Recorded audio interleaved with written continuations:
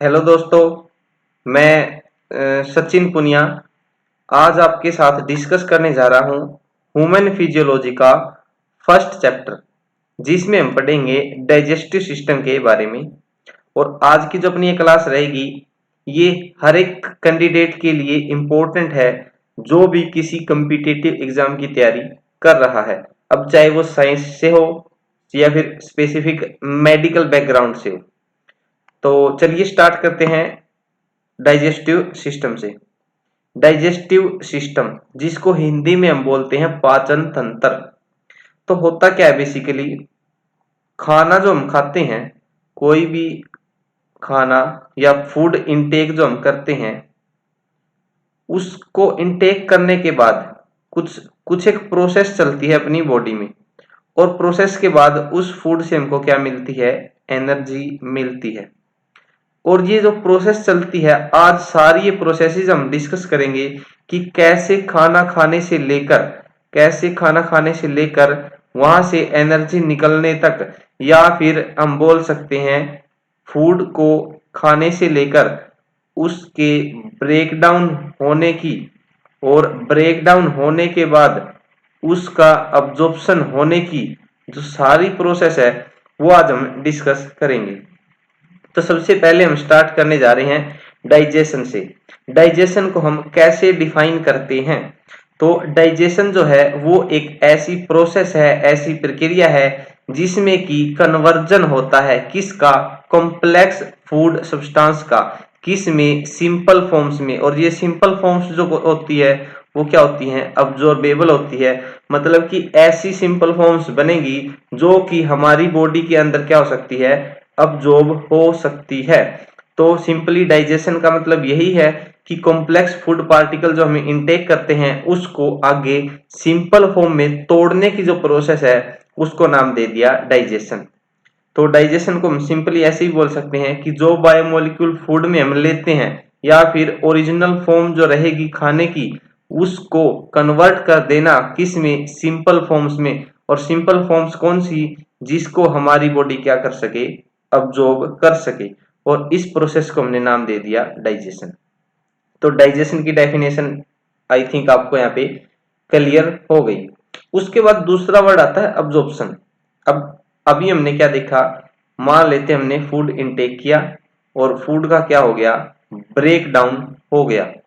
मतलब कि जो लार्ज पार्टिकल थे उनको स्मॉल या फिर सिंपल फॉर्म में हमारी बॉडी ने कन्वर्ट कर दिया।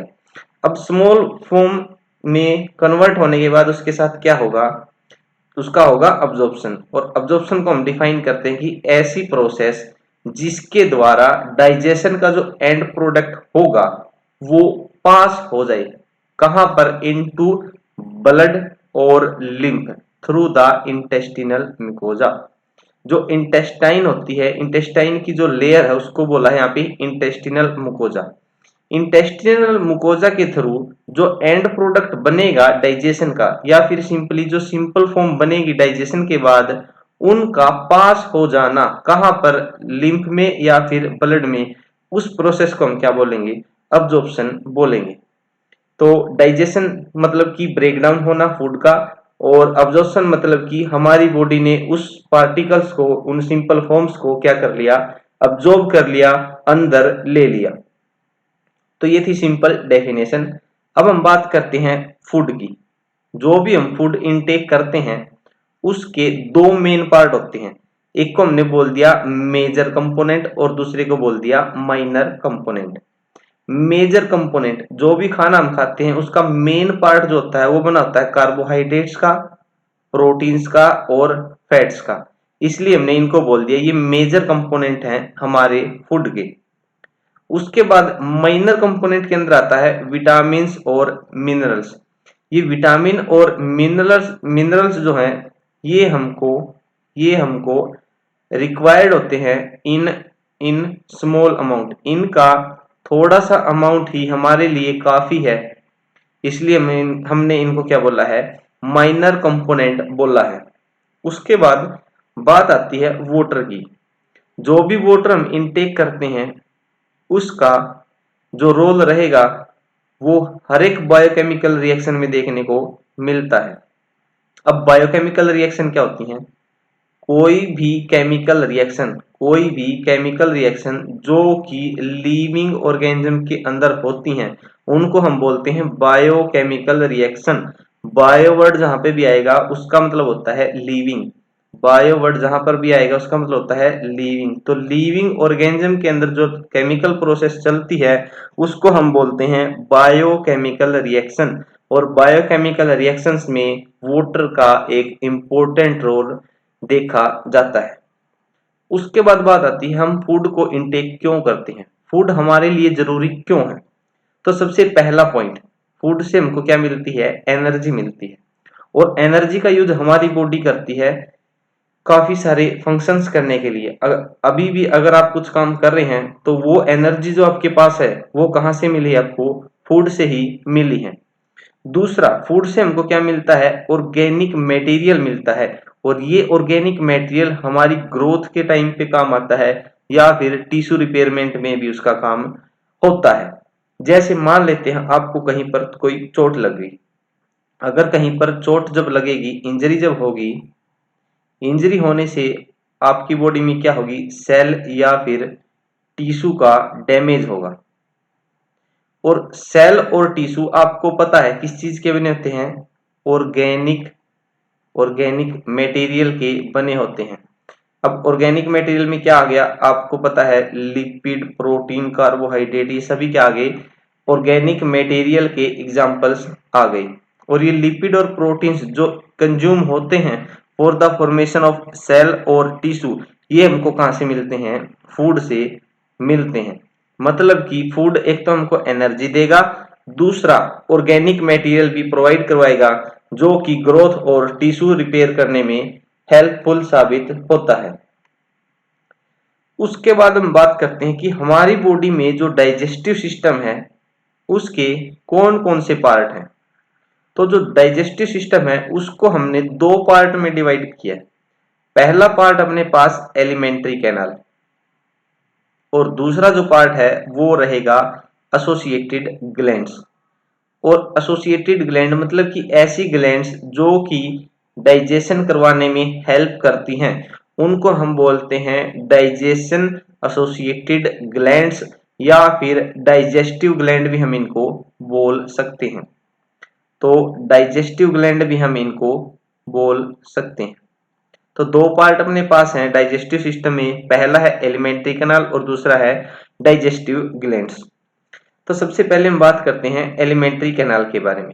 तो जो एलिमेंट्री कैनाल है वो स्टार्ट होती है कहाँ से? एंटीरियर ओपनिंग से। एंटीरियर ओपनिंग से, और एंटीरियर ओपनिंग अपनी बॉडी की क्या है? माउथ। आगे की तरफ जो ओपनिंग है वो क्या है? माउथ है। और ओपन्स आउट पोस्टीरियरली, और पोस्टीरियरली ये ओपन होती है किसके थ्रू? एनस के थ्रू। मतलब कि माउथ से लेकर एनस तक का जो रास्ता है उसको हमने क्या बोल दिया? एलिमेंट्री कैनाल बोल दिया। एसोसिएटेड ग्लैंड या फिर डाइजेस्टिव ग्लैंड में हमको तीन ग्लैंड्स मेनली पढ़नी है। पहली है सलाइवरी ग्लैंड, दूसरी है लीवर, और तीसरी है पेनक्रियाज। तो तीन ग्लैंड्स के बारे में हम देखेंगे, और उससे पहले हम किसके बारे में देखेंगे? एलिमेंट्री कैनाल के बारे में देखेंगे। तो एलिमेंट्री कैनाल यहाँ पे डायग्राम के साथ दिखा रखी है आपको। अभी हमने पढ़ा कि जो एलिमेंट्री कैनाल है वो कहाँ से स्टार्ट होती है? माउथ से, और एंड कहाँ पर होती है? एनस पर। और माउथ हमने पढ़ा ये क्या है? अपनी एंटीरियर ओपनिंग है, एंटीरियर ओपनिंग। तो माउथ से लेकर एनस तक का जो रास्ता है उसको हमने बोला एलिमेंट्री कैनाल। उसके बीच में जो जो आएगा वो भी हम डिस्कस करेंगे। तो इस डायग्राम में देखते चलेंगे। सबसे पहले अपने पास क्या आएगा? माउथ, जहां से हम क्या करते हैं? फूड को इनटेक करते हैं। उसके बाद आता है ओरल कैविटी। ओरल कैविटी को हम दूसरा नाम जो बुलाते हैं वो होता है बक्कल कैविटी। तो माउथ के बाद जो आएगा वो आएगा ओरल कैविटी या फिर बक्कल कैविटी। उसके बाद नेक्स्ट जो आएगा वो आएगा फेरिंग्स। फेरिंग्स जो खुलेगा वो किस में खुलेगा? ईसोफेगस के अंदर। और ईसोफेगस से नेक्स्ट जो रहेगा वो रहेगा स्टमक। ईसोफेगस स्टमक के अंदर खुलता है, उसके बाद स्टमक जो खुलेगी वो खुलेगी स्मॉल इंटेस्टाइन में, और स्मॉल इंटेस्टाइन का जो पहला पार्ट रहेगा वो रहेगा ड्यूडेनम। ड्यूडेनम के बाद जो स्मॉल इंटेस्टाइन का पार्ट आएगा वो रहेगा जीजुनम। जीजुनम खुलेगा इलियम के अंदर, और ये यहाँ पे अपनी स्मॉल इंटेस्टाइन खत्म हो गई। अब उसके बाद इलियम के बाद जो नेक्स्ट स्टार्ट होगा वो होगा लार्ज इंटेस्टाइन, और लार्ज इंटेस्टाइन में अपने पास आएगा, पहला रहेगा सिकम, दूसरा रहेगा कोलोन्स, और कोलोन्स में भी क्या रहेंगे, पहले आएगा अपने पास असेंडिंग कोलोन, उसके बाद ट्रांसवर्स कोलोन, उसके बाद डिसेंडिंग कोलोन, और फिर सिग्मोइड कोलोन, और फाइनली क्या आएगा, रेक्टम। और रेक्टम कहां पर खुलता है, एनस में, और एनस जो है वो है पोस्टीरियर ओपनिंग। एनस जो रहेगी वो क्या रहेगी, पोस्टीरियर ओपनिंग रहेगी। तो ये डायग्राम के थ्रू यहाँ पे समझा रखा है कि जो एलिमेंट्री कैनाल है कैसे उसके बीच में माउथ से लेकर एनस तक अलग अलग पार्ट देखने को मिलते हैं। उसके बाद क्वेश्चन आपके लिए डाल दिया गया यहाँ पे, which of the following is not a digestive gland. जो ऑप्शंस यहाँ पे दिए गए हैं इनमें से कौन सी ऐसी ग्लैंड है जिसका डाइजेशन में कोई रोल नहीं है, या फिर डाइजेस्टिव ग्लैंड उसको हम नहीं बोलते। ऑप्शंस दिए गए हैं लीवर, पेनक्रियाज, स्वेट ग्लैंड या फिर सलाइवरी ग्लैंड। अभी हमने डिस्कस किया लीवर, पेनक्रियाज और सलाइवरी ग्लैंड ये तीनों डाइजेस्टिव ग्लैंड है। जो स्वेट ग्लैंड है ये डाइजेस्टिव ग्लैंड नहीं है। तो इस क्वेश्चन का आंसर कौन सा रहेगा, स्वेट ग्लैंड रहेगा। नेक्स्ट क्वेश्चन आपके लिए, substances required in little amount by our body but their deficiency can cause disease। ऐसे कौन से सब्सटेंस हैं जो कि हमारी बॉडी को लिटिल अमाउंट में रिक्वायर्ड होते हैं, कम अमाउंट उनका चाहिए होता है, लेकिन फिर भी अगर उनकी डिफिशियंसी हो गई तो हमको कोई ना कोई डिजीज हो सकती है। तो ऑप्शंस आपके पास फैट, प्रोटीन्स, विटामिन्स और कार्बोहाइड्रेट्स। अभी हमने पढ़ा कि जो फैट, प्रोटीन और कार्बोहाइड्रेट्स हैं ये अपने फूड के मेजर कंपोनेंट हैं, और ये हमको लिटिल अमाउंट में नहीं बल्कि लार्ज अमाउंट में चाहिए होते हैं। तो विटामिन्स जो है इस क्वेश्चन का सही आंसर रहेगा। विटामिन्स हमको लिटिल अमाउंट में ही रिक्वायर्ड होते हैं, और अगर इनकी डिफिशियंसी हो जाए तो कुछ एक डिजीज हो सकती है। जैसे अगर आपने नाइट ब्लाइंडनेस का नाम सुना है, नाइट ब्लाइंडनेस, या फिर आपने नाम सुना होगा स्कर्वी का, तो ये सारी डिजीज आप पढ़ते हो विटामिन की डिफिशियंसी से होती हैं। तो इस क्वेश्चन का सही आंसर क्या रहेगा, विटामिन रहेगा। नेक्स्ट क्वेश्चन है, विच digestive gland have additional endocrine function. ऐसी कौन सी डाइजेस्टिव ग्लैंड है जिसके पास एक एडिशनल फंक्शन है। कैसा फंक्शन, एंडोक्राइन। एंडोक्राइन का मतलब होता है, एंडोक्राइन ग्लैंड आपने पढ़ा हुआ, एंडोक्राइन ग्लैंड। एंडोक्राइन ग्लैंड वो ग्लैंड्स होती हैं जो कि अपने सिक्रीशन को पोर कर देती है, कहां पर, इन द ब्लड। और ये ब्लड क्या करता है, उसको टारगेट टिश्यू तक ले जाने का काम करता है। तो इनमें से ऐसी कौन सी ग्लैंड है जिसके पास ऐसा फंक्शन है कि वो अपने सिक्रीशन को ब्लड में पोर कर सके या फिर छोड़ सके। ऑप्शंस आपके पास liver, pancreas, salivary gland, none of the above. क्या इनमें से कोई भी ऐसी ग्लैंड नहीं है जिनके पास एंडोक्राइन फंक्शन हो। तो इस क्वेश्चन का जो सही आंसर रहेगा वो रहेगा पेनक्रियाज। जो पेनक्रियाज ग्लैंड है, डाइजेस्टिव ग्लैंड, जो कि उसके पास एंडोक्राइन फंक्शन और एक्सोक्राइन फंक्शन दोनों होते हैं। एक्सोक्राइन ग्लैंड वो होती है जिनके अंदर डक्ट्स प्रेजेंट होती हैं, और एंडोक्राइन वो होती है जिनके पास डक्ट्स एब्सेंट होती हैं। डक्ट अगर प्रेजेंट है तो एक्सोक्राइन क्या करेंगी, डक्ट के अंदर अपना सिक्रीशन छोड़ देंगी, और एंडोक्राइन के पास डक्ट नहीं है तो अपना सिक्रीशन कहां पर छोड़ देंगी, ब्लड में छोड़ देंगी। तो इस क्वेश्चन का सही आंसर रहेगा पैनक्रियाज, जिसके पास एंडोक्राइन और एक्सोक्राइन दोनों टाइप के फंक्शन होते हैं। नेक्स्ट हम स्टार्ट करते हैं एलिमेंट्री कैनाल के बारे में। अभी हमने पढ़ा जो एलिमेंट्री कैनाल है कहां से स्टार्ट होती है, माउथ से, और माउथ को हमने बोला वो क्या है, एंटीरियर ओपनिंग है। तो एंटीरियर ओपनिंग होगी अपनी माउथ। माउथ के बाद जो आएगा वो आएगा बक्कल कैविटी, और बक्कल कैविटी को दूसरा जो नाम हम देते हैं वो देते हैं ओरल कैविटी। अब जो ये ओरल कैविटी या फिर बक्कल कैविटी है, इसके अंदर जो हमको पढ़ना है वो हम पढ़ेंगे सबसे पहले टीथ। जो ओरल कैविटी है उसके अंदर क्या होते हैं, टीथ होती है, और क्या होता है, टंग भी होती है। तो सबसे पहले हम टीथ के बारे में डिस्कस करते हैं, और टीथ के बारे में डिस्कस करने से पहले कुछ एक डेफिनेशन यहाँ पे दी गई है जो कि टीथ से रिलेटेड है। तो पहली अपने पास एक वर्ड आता है मोनोफायोडोंट। मोनोफायोडोंट, मोनोफायोडोंट का मतलब होता है ऐसे टीथ जो कि लाइफ में एक बार ही देखने को मिलते हैं, उनको हम बोलते हैं मोनोफायोडोंट। डाइफायोडोंट किसको बोलेंगे, जो लाइफ में दो बार देखने को मिलते हैं। ऐसे टीथ जो कि लाइफ में दो बार देखने को मिलते हैं उनको हम बोलते हैं डाइफायोडोंट। दो बार देखने को मतलब है कि एक कोई टीथ है, मान लेते हैं ए नाम का, वो पहली बार हमने देखा और वो क्या गया, गिर गया। गिर गया मतलब कि निकल गया, फॉल डाउन हो गया। उसके बाद वो दोबारा ग्रो करे, सेकंड टाइम वो ग्रो करे, उसको हम बोलेंगे कि हमने उसको क्या किया, टू टाइम्स देख लिया या फिर टू टाइम वो अपीयर हुआ, तो उसको हम बोलेंगे डाइफाइडोंट। अगर कोई भी टीथ है, कोई भी टीथ है वो बर्थ के टाइम या फिर सिंगल टाइम, लाइफ में कभी भी सिंगल टाइम अगर अपीयर होता है तो उसको हम बोलेंगे मोनोफायोडोंट। एक बार जो दिखेगा मोनोफायोडोंट, दो बार जो अपीयर होगा उसको बोलेंगे डाइफायोडोंट। तीसरी जो डेफिनेशन है वो है थिकोडोंट। थिकोडोंट को हम बोल सकते हैं each tooth is embedded in socket of जा बोन।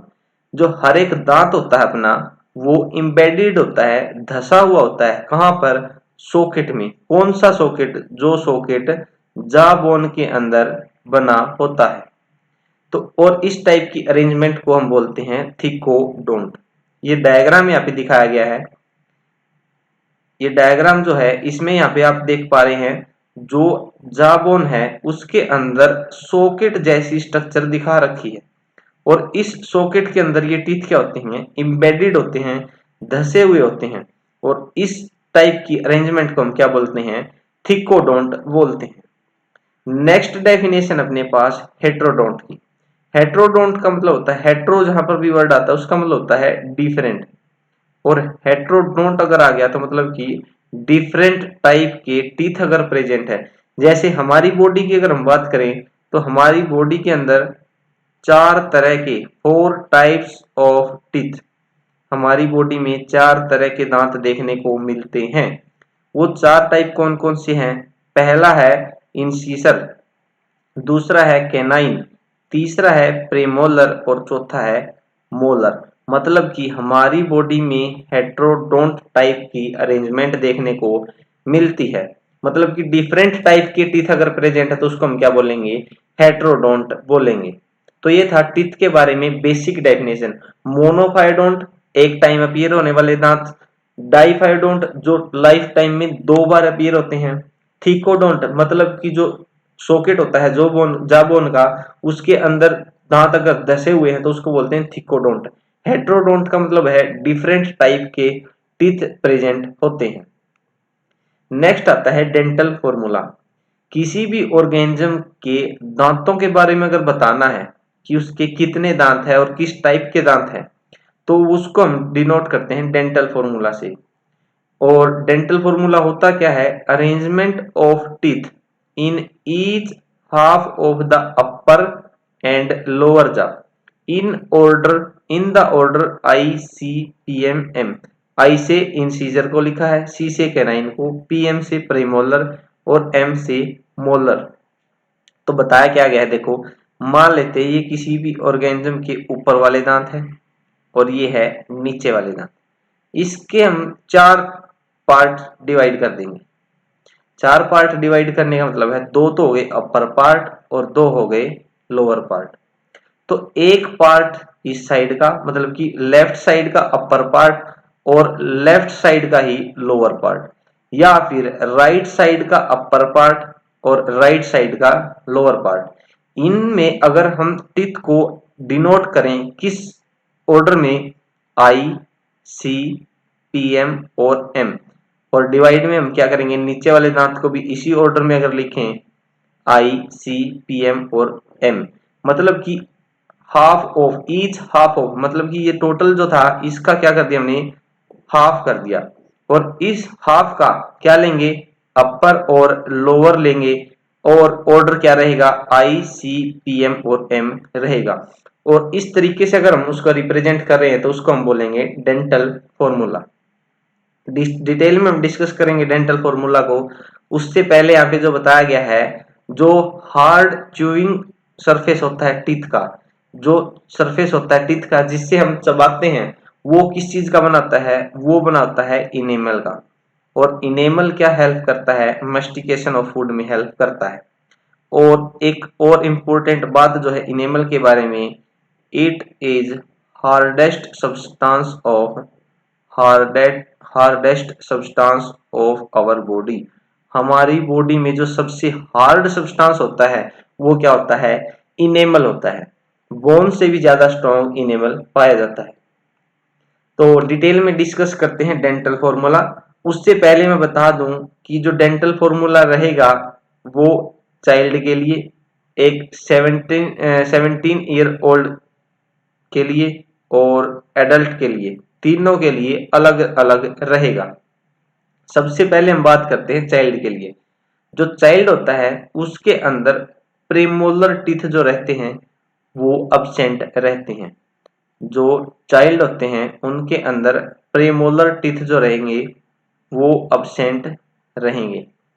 तो ये अब्सेंट हैं। उसके साथ साथ एक जो थर्ड मोलर होता है वो भी क्या होता है, अब्सेंट होता है। तो थर्ड मोलर भी एब्सेंट रहेगा और प्रीमोलर दोनों एब्सेंट रहेंगे। उसके बाद जब बच्चा 17 ईयर ओल्ड हो जाता है तो उसके प्रीमोलर तो अपीयर हो जाते हैं, लेकिन जो थर्ड मोलर है वो क्या रहेगा, फिर भी अब्सेंट रहेगा। लेकिन जब वो अडल्ट हो जाता है तो उसके क्या होंगे, उसका जो थर्ड मोलर है वो भी अपीयर हो जाता है। तो थर्ड मोलर अडल्ट के अंदर क्या हो जाता है, अपीयर हो जाता है या फिर प्रेजेंट होता है। अब डेंटल फॉर्मूले की अगर हम बात करें तो हमको प्रेजेंट करना था चाइल्ड के लिए। मान लेते हैं चाइल्ड के लिए डेंटल फॉर्मूला हमको प्रेजेंट करना है, तो उसको हम लिखेंगे, सबसे पहले लिखेंगे 2। आई वाला ऑर्डर सबसे पहले लेंगे, हमारा ऑर्डर रहेगा आई सी पी एम और एम। तो सबसे पहले इंसीजर कितने हैं, 2। उसके बाद कैनाइन कितने हैं, 1। प्रेमोलर कितने हैं, 0। और मोलर कितने हैं, 2। तो 2102 और नीचे भी क्या रहेंगे, 2102। तो ये चाइल्ड के लिए जो रहेगा, चाइल्ड के लिए डेंटल फॉर्मूला जो रहेगा 2102 रहेगा। उसके बाद 17 ईयर ओल्ड अगर बच्चा है कोई, तो 17 ईयर ओल्ड के लिए हम क्या लिखेंगे, 2122। तो क्या रहेगा, 2122 डिवाइड बाई 2122। और अडल्ट की अगर हम बात करें तो वो क्या रहेगा, 2123 डिवाइड बाई 2123। टोटल टीथ यहाँ पे कैलकुलेट कर रखे हैं। देखो हमने ये किया है ईच हाफ ऑफ अपर और ईच हाफ ऑफ लोअर लिया है, मतलब कि 2 टाइम्स हम ऊपर वालों का करेंगे, 2 टाइम्स नीचे वालों का करेंगे और फिर उनको क्या कर देंगे, ऐड कर देंगे। या फिर सिंपली हमने क्या किया, इनको ऐड करके डायरेक्ट 2 से मल्टीप्लाई कर दिया। तो उसी तरीके से यहाँ पे टोटल टीथ दिखा रखे कि चाइल्ड के अंदर कितने होते हैं, 70। 17 ईयर ओल्ड का जो बच्चा रहेगा उसके कितने होते हैं 28, और एक अडल्ट जो रहेगा उसमें कितने टीथ होते हैं 32 होते हैं। तो यहाँ तक शायद आपको डेंटल फॉर्मूला समझ में आ गया होगा। और एडल्ट का डेंटल फॉर्मूला ये आपको जरूर याद रखना है, 2123 होता है, और चाइल्ड का क्या होता है 2102। अभी हमने पढ़ा था कि टीथ जो होते हैं उनको हम बोलते हैं मोनोफायोडोंट और डाइफायोडोंट। उसके बाद हमने पढ़ा कि 4 टाइप की टीथ ह्यूमन बींग्स में देखने को मिलते हैं। तो 4 टाइप के जो टीथ हैं उनमें से मोनोफायोडोंट कौन से हैं, मतलब कि ऐसे कौन से दांत हैं जो कि लाइफ टाइम में एक बार ही अपीयर होते हैं। तो देखो प्रीमोलर्स, प्रीमोलर क्या होते हैं, एक बार ही अपीयर होते हैं। जैसे चाइल्ड जो बच्चा जो था उसके अंदर प्रीमोलर एब्सेंट थे, लेकिन 17 ईयर की एज में क्या हो गए प्रीमोलर भी हैं, और वही प्रीमोलर पूरी लाइफ टाइम उसके टीथ जो है प्रीमोलर प्रेजेंट रहेंगे। और एक लास्ट मोलर जो है वो भी क्या होता है लाइफ टाइम में एक बार ही अपीयर होता है, जब जब कोई पर्सन एडल्ट बन जाता है। तो मतलब कि प्रेमोलर क्या होते हैं मोनोफाइडोंट, और थर्ड मोलर जो होता है वो भी क्या होता है मोनोफाइडोंट होता है। उसके अलावा बाकी जो दांत हैं वो क्या होते हैं लाइफ टाइम में 2 बार अपीयर होते हैं, 2 बार अपीयर होते हैं। मतलब कि पहले जो बच्चा होता है उसके जो टीथ आते हैं उनको हम बोलते हैं टेम्परेरी मिल्क या फिर डेसिडुअस टीथ, जो कि कुछ टाइम के बाद गिर जाते हैं और रिप्लेस कर दी जाते हैं किसके साथ, ए सेट ऑफ परमानेंट और एडल्ट टीथ। जो बच्चा होता है जब इसके ये जो टीथ प्रेजेंट होते हैं सबसे पहले वो जब गिर जाते हैं तो ये क्या होते हैं दोबारा अपीयर होते हैं। कौन कौन से, इंसीजर भी, कैनाइन भी, और फर्स्ट एंड सेकंड मोलर भी। तो ये तीनों टाइप के कौन कौन से इंसीजर, कैनाइन और फर्स्ट एंड सेकंड मोलर, इन सभी को हम क्या बोल सकते हैं डाइफायोडोंट बोल सकते हैं। नेक्स्ट क्वेश्चन है यहाँ पे, how many teeth appears once in human life. Human life में कितने दांत हैं जो कि एक बार ही अपीयर होते हैं। अभी हमने पढ़ा अभी हमने पढ़ा जो चाइल्ड है, चाइल्ड के अंदर 20 टीथ प्रेजेंट होते हैं, और जो अडल्ट होता है अडल्ट के अंदर कितने होते हैं 32 टीथ होते हैं। अब जो चाइल्ड है, चाइल्ड के जो सबसे पहले टीथ आते हैं उनको हमने बोला था टेम्परेरी मिल्क टीथ। ये 20 दांत ऐसे हैं जो कि एक बार गिर जाएंगे और दूसरी बार क्या होंगे अपीयर होंगे, तो सेकंड टाइम अपीयर होंगे। कितने दांत 20, लेकिन लेकिन 32 टोटल अडल्ट में बनेंगे, उनमें से 20 दूसरी बार अपीयर हुए हैं। तो जो बाकी जो बचे हुए दांत हैं 12, वो क्या होते हैं लाइफ टाइम में एक बार ही अपीयर होते हैं। तो इस क्वेश्चन का सही आंसर क्या रहेगा 12 टीथ रहेगा। और ये 12 दांत कौन से, अगर हम वैसे कैलकुलेट करें तो हमने पढ़ा कि जो प्रेमोलर है 2, देखो ईच हाफ में 2 है, अपर 2 तो अपर हो गए हाफ और 2 लोअर हो गए, तो 4 इंटू 2 8 तो हो गए अपने पास प्रेमोलर, जो कि लाइफ टाइम में एक बार अपीयर होते हैं। और दूसरा जो रहेगा थर्ड मोलर, और थर्ड मोलर अपने दांतों के चारों जो कॉर्नर रहेंगे वहां पर प्रेजेंट होगा, तो 1 इंटू 4 ये हो गए, तो 8 प्लस 4 टोटल 12 टीथ ऐसे हैं जो कि लाइफ टाइम में एक बार ही अपीयर होते हैं। तो इस क्वेश्चन का सही आंसर रहेगा 12 टीथ। नेक्स्ट है, which type of teeth are involve in tearing and sharing of food.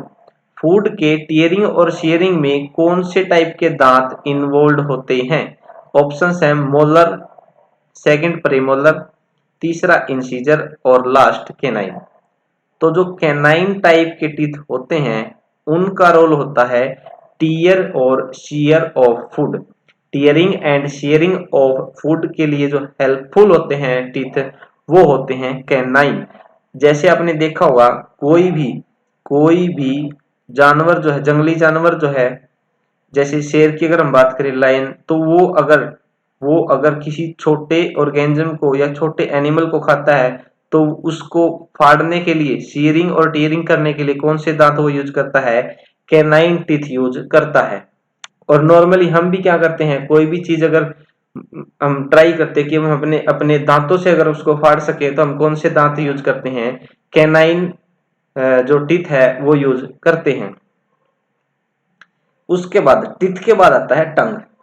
जो दांत है, दांत के अलावा ओरल कैविटी में हमको क्या देखना है, टंग पढ़नी है। टंग क्या होती है, एक फ्रीली मूवेबल मस्कुलर ऑर्गन होता है जो कि जुड़ा होता है किसके साथ, to the floor of oral cavity by frenulum. जो टंग होती है, जीभ जो होती है, वो ओरल कैविटी के फ्लोर के साथ फ्रेनुलम के द्वारा जुड़ी हुई होती है। और ये डायग्राम यहाँ पे दिखाया गया है, जिसमें जो एंटीरियर पार्ट है वो है ओरल पार्ट ऑफ टंग, और पोस्टीरियर पार्ट जो है वो है फेरेंजियल पार्ट ऑफ टंग। और जो सरफेस होता है टंग का, उसके ऊपर कुछ एक प्रोजेक्शन प्रेजेंट होते हैं जिनको हम पेपिली बोलते हैं। और ये जो पेपिली है, इनके ऊपर टेस्ट बड प्रेजेंट होते हैं, जिसके थ्रू हमको टेस्ट मिलता है किसका, जब भी हम कुछ खाना खाते हैं। तो फूड का टेस्ट कहाँ से आएगा, टेस्ट बड से। टेस्ट बड कहाँ पर प्रेजेंट होती हैं, पेपिली में। पेपिली क्या होती हैं, जीभ के ऊपर, जीभ के ऊपर जो छोटे छोटे प्रोजेक्शन, छोटे छोटे उबार जो प्रेजेंट होते हैं, उनको हम बोलते हैं पेपिली। तो टंग के बारे में इतना ही। उसके बाद अभी हमने देखा कि ओरल कैविटी, सबसे पहले हमने देखा माउथ, माउथ के बाद ओरल कैविटी, और ओरल कैविटी में हमने देखा टीथ और टंग के बारे में। ओरल कैविटी के नेक्स्ट जो पार्ट आएगा अपने पास, वो आएगा फेरिंग्स। और फेरिंग्स के बारे में जो इंपॉर्टेंट बात याद रखनी है, it is the common passage for food and air. मतलब कि फूड और एयर जो भी हम दोनों इनटेक करते हैं, वो कॉमन जगह पे जाएंगी। और कॉमन जगह क्या है, फेरिंग्स। मतलब कि फेरिंग्स के आगे जाने के आगे वाला जो रास्ता है, फेरिंग्स के बाद वाला जो रास्ता है, वहां पर डिसाइड होगा कि फूड को कहां पर जाना है, एयर को कहां पर जाना है। लेकिन फेरिंग्स तक जो अपना पैसेज रहेगा वो क्या रहेगा, कॉमन रहेगा। तो फेरिंग्स को हम बोलते हैं common passage for food as well as air.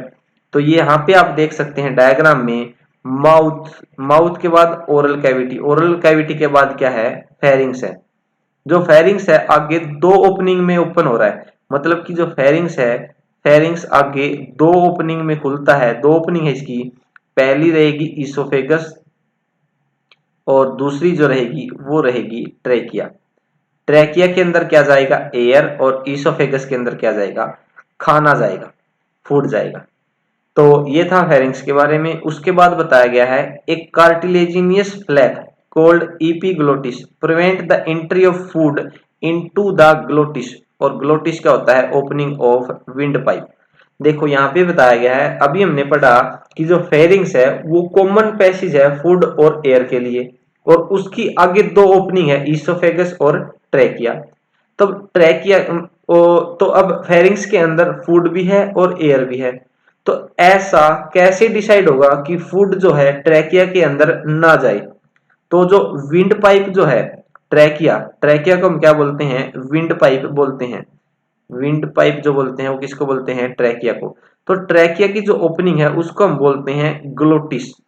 और ग्लोटिस की जो ओपनिंग है उसको कवर करके रखता है कौन, इपिग्लोटिस। और इपिग्लोटिस क्या करता है, जो खाना हम खाते हैं उसकी एंट्री को प्रिवेंट करता है, कि वो जो खाना हमने खा लिया वो विंड पाइप के अंदर ना जाए। तो अगर आपसे डायरेक्ट क्वेश्चन पूछ लिया जाए, ऐसा कौन सा ऑर्गन है, ऐसा कौन सा स्ट्रक्चर है हमारी बॉडी के अंदर जो कि खाने की एंट्री को रोकता है, या फिर खाने को विंड पाइप के अंदर जाने से रोकता है, तो ऑप्शन में अपना आंसर क्या रहेगा, इपिग्लोटिस रहेगा। फेरिंग्स आगे खुलता है ईसोफेगस और ट्रेकिया में। क्योंकि हम अपना डाइजेस्टिव सिस्टम पढ़ रहे हैं, तो हम अभी किसका डिस्कस करेंगे, ईसोफेगस को डिस्कस करेंगे। जो ईसोफेगस है वो क्या है, थिन, पतली, लॉन्ग ट्यूब, जो कि एक्सटेंड हो रखी है posteriorly and passing through neck, thorax and diaphragm and opens into stomach. एक पतली और लंबी ट्यूब जो कि पीछे से एंटीरियर को बोलते हैं अगला हिस्सा, और पोस्टीरियर को बोलते हैं पीछे वाला हिस्सा। तो नेक थोरैक्स और डायफ्राम के थ्रू क्रॉस होकर जाती है नीचे और फाइनली किसके अंदर खुलती है, स्टमक के अंदर खुलती है। ये डेफिनेशन किसके लिए बोली गई है, ईसोफेगस के लिए बताई गई है। ईसोफेगस जो खुलती है वो खुलती है स्टमक के अंदर। और स्टमक के बारे में आपको जो देखना है, सबसे पहला जो स्टमक होती है वो जे शेप्ड बैग लाइक स्ट्रक्चर होती है। ये जब आप इसको देखोगे तो ये कैसे है, जे की शेप जैसी है, जे, तो जे शेप्ड स्ट्रक्चर। और ये प्रेजेंट कहां पर होती है, ये प्रेजेंट होती है upper left portion of abdominal cavity. Stomach किस कैविटी में प्रेजेंट है, एब्डोमिनल कैविटी में। और कहां पर, लेफ्ट साइड। और लेफ्ट साइड में भी अपर साइड देखने को मिलती है। उसके बाद जो स्टमक है, स्टमक के चार पार्ट होते हैं। चार पार्ट कौन कौन से, पहला है कार्डिक, दूसरा है फंडिक, तीसरा है बॉडी और चौथा है पाइलोरिक। तो कार्डियक जो है, कार्डियक पोर्शन जो है उसके अंदर ईसोफेगस ओपन होती है। ईसोफेगस किसके अंदर ओपन होती है, अगर आप देखोगे तो यहाँ पर ओपन हो रही है और यहाँ वाला जो हिस्सा रहेगा वो क्या है, कार्डियक। तो कार्डियक के अंदर ईसोफेगस ओपन होती है, लेकिन अपर मोस्ट पार्ट जो रहेगा वो रहेगा फंडस या फिर फंडिक। तो अपर मोस्ट पार्ट कौन सा रहेगा, फंडिक, लेकिन ईसोफेगस किसके अंदर खुलेगी, कार्डियक पोर्शन के अंदर खुलेगी। उसके बाद मेन सेंट्रल रीजन जो रहेगा स्टमक का उसको हम बॉडी बोलते हैं। और पाइलोरिक रीजन जो कि सबसे नीचे वाला हिस्सा है, जो कि आगे कहां पर खुलेगा, स्मॉल इंटेस्टाइन के अंदर खुलेगा। तो चार पार्ट है स्टमक के, कौन कौन से, कार्डियक, फंडिक, बॉडी और पाइलोरिक। पाइलोरिक क्या करेगा, स्मॉल इंटेस्टाइन के अंदर ओपन होता है। उसके साथ साथ बताया गया है जो स्टमक है, स्टमक की जो एक लेयर होती है, सबसे अंदर वाली लेयर जिसको मुकोजा बोलते हैं, उसके अंदर गैस्ट्रिक ग्लैंड प्रेजेंट होती है। और जो गैस्ट्रिक ग्लैंड है उसके अंदर तीन मेजर टाइप की सेल प्रेजेंट होती है, जहां से क्वेश्चन पूछे जाते हैं। तो यहां से कई सारे एमसीक्यू बन सकते हैं। बनेंगे कैसे, इनके फंक्शन पूछे जाएंगे और सेल के नाम पूछे जाएंगे। जैसे अगर आपसे पूछ लिया जाए, अभी हमने पढ़ा कितनी सेल है, यहाँ पे तीन टाइप की सेल है, थ्री टाइप्स की सेल है। तीन में कौन कौन सी, सबसे पहली है म्यूकस नेक सेल, और इसके नाम से ही पता चल रहा है ये क्या सिक्रिएट करेगी, म्यूकस सिक्रिएट करेगी। दूसरा है पेप्टिक सेल, जिसको हम चीफ सेल भी बोलते हैं, वो क्या करेगी, पेप्सिनोजन को सिक्रीट करने का काम करेगी। तीसरी जो सेल है उसको हम बोलते हैं पेराइटल सेल, जिसका दूसरा नाम रहेगा ऑक्जिंटिक सेल। और ये ऑक्जिंटिक या फिर पेराइटल सेल दो काम करती है, पहला एचसीएल को सिक्रीट करने का और दूसरा इंट्रिंजिक फैक्टर को सिक्रीट करने का। और ये जो इंट्रिंजिक फैक्टर है इसको हम बोलते हैं, ये ऐसा फैक्टर है, ये एक ऐसा फैक्टर है जो कि इसेंशियल होता है for the absorption of vitamin B 12। तो विटामिन बी 12 का अब्जॉर्प्शन जो होता है उसके लिए इंट्रिंजिक फैक्टर रिक्वायर्ड होता है, जरूरी होता है, जो कि पेराइटल सेल या फिर ऑक्जिंटिक सेल के द्वारा सिक्रीट किया जाता है। तो ये फंक्शन और सेल के नाम आपको जरूर याद रखने हैं, कौन सी सेल क्या सिक्रीट करती है, यहां से आपसे क्वेश्चन पूछा जा सकता है। नेक्स्ट, स्टमक जो खुलती है, स्टमक का जो पाइलोरिक रीजन है वो कहां पर ओपन होता है, स्मॉल इंटेस्टाइन में।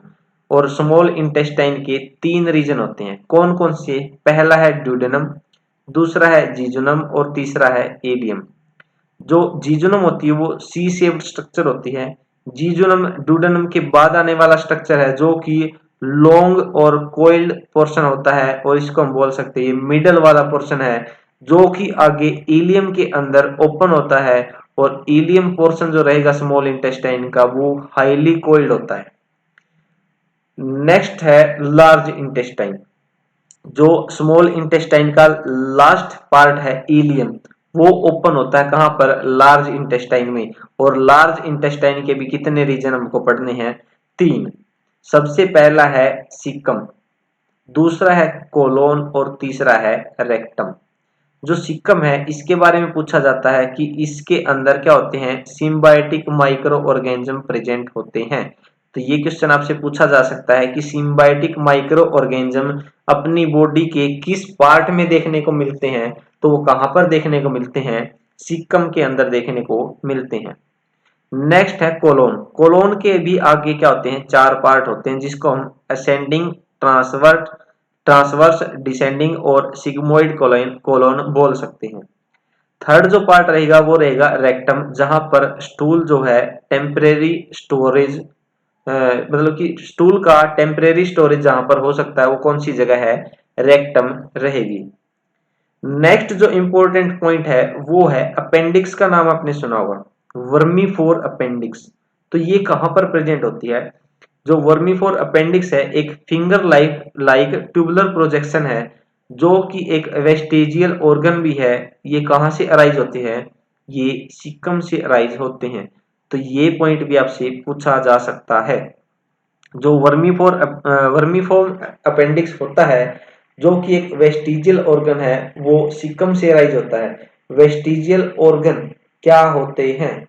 अगर आपसे पूछ लिया जाए वेस्टिजियल ऑर्गन क्या होते हैं, तो ऐसे ऑर्गन जिनका पास्ट में मतलब बहुत टाइम पहले कुछ ना कुछ यूज था, लेकिन आजकल आजकल या रिसेंट डेज में उसका कोई यूज नहीं है, उनको हम क्या बोलते हैं? वेस्टिजियल ऑर्गन बोलते हैं।